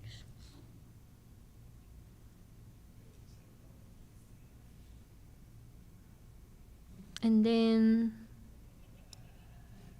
maybe we try, or maybe it's here, because I'm switching between my username. What is it?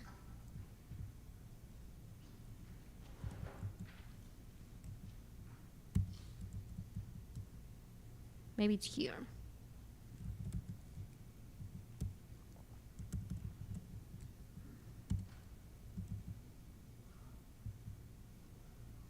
Scientific.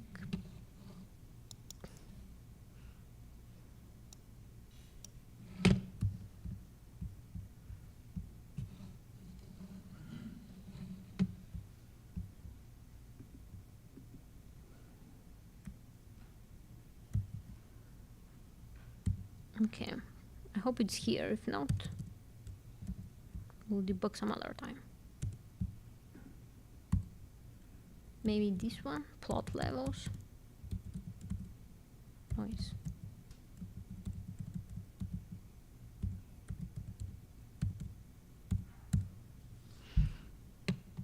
Okay, this worked. So this is the output. And as I said, if you search for it, I guess you have your username. I was putting the main repo, so I didn't run it there.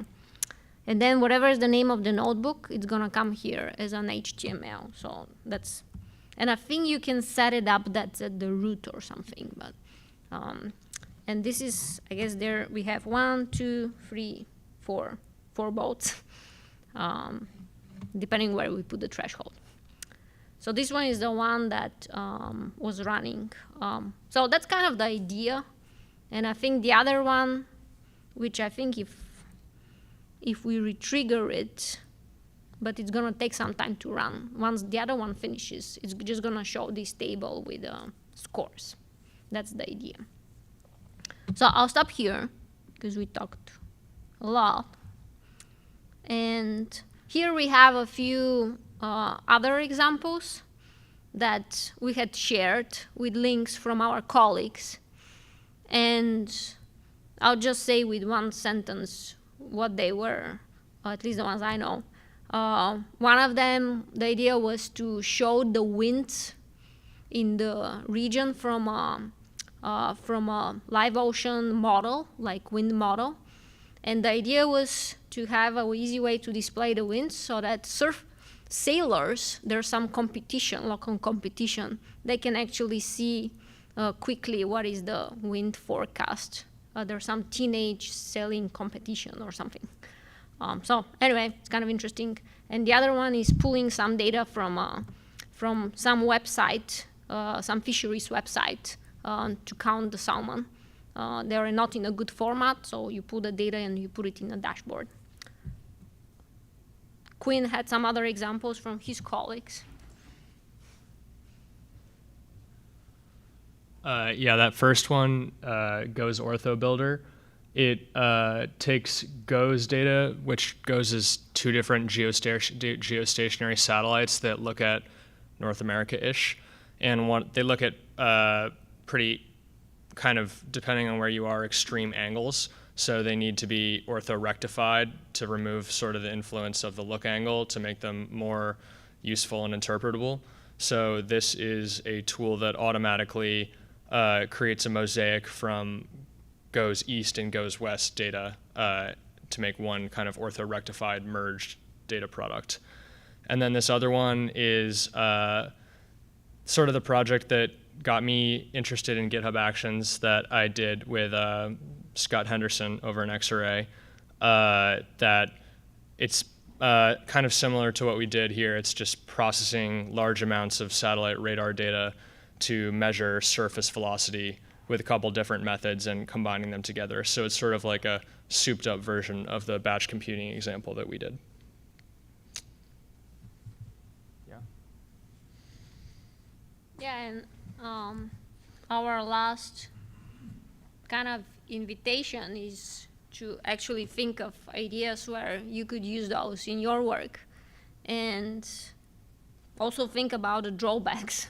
We know that this is not, tomorrow Microsoft and GitHub can change all these conditions under which we're using them. So we know that anything can change. But it's kind of interesting to discuss what's possible, what's not possible. Are there alternatives? You know, if they're good, so we can use the alternatives, no problem. And I guess I think there's some option to provide feedback through the SciPy tutorial website, because that's what I said. It said participants will provide feedback here on my site. So you folks, if you see this option, please provide feedback, because we would love to learn, you know, what to do when we next teach this tutorial. And we will be teaching something in the fall, so that will help us. We'll appreciate it. Also, there's the GitHub repo. So if you don't figure out where to provide feedback, you can provide feedback on the GitHub repo. And you can put issues. I know there are a lot of errors with links, so we'll fix them with time. You can submit pull requests, which may trigger something else right now. And yeah, if you also have use cases, you can share the use cases also as an issue. And maybe we'll put them in the tutorial. So that's it from us. Thank you.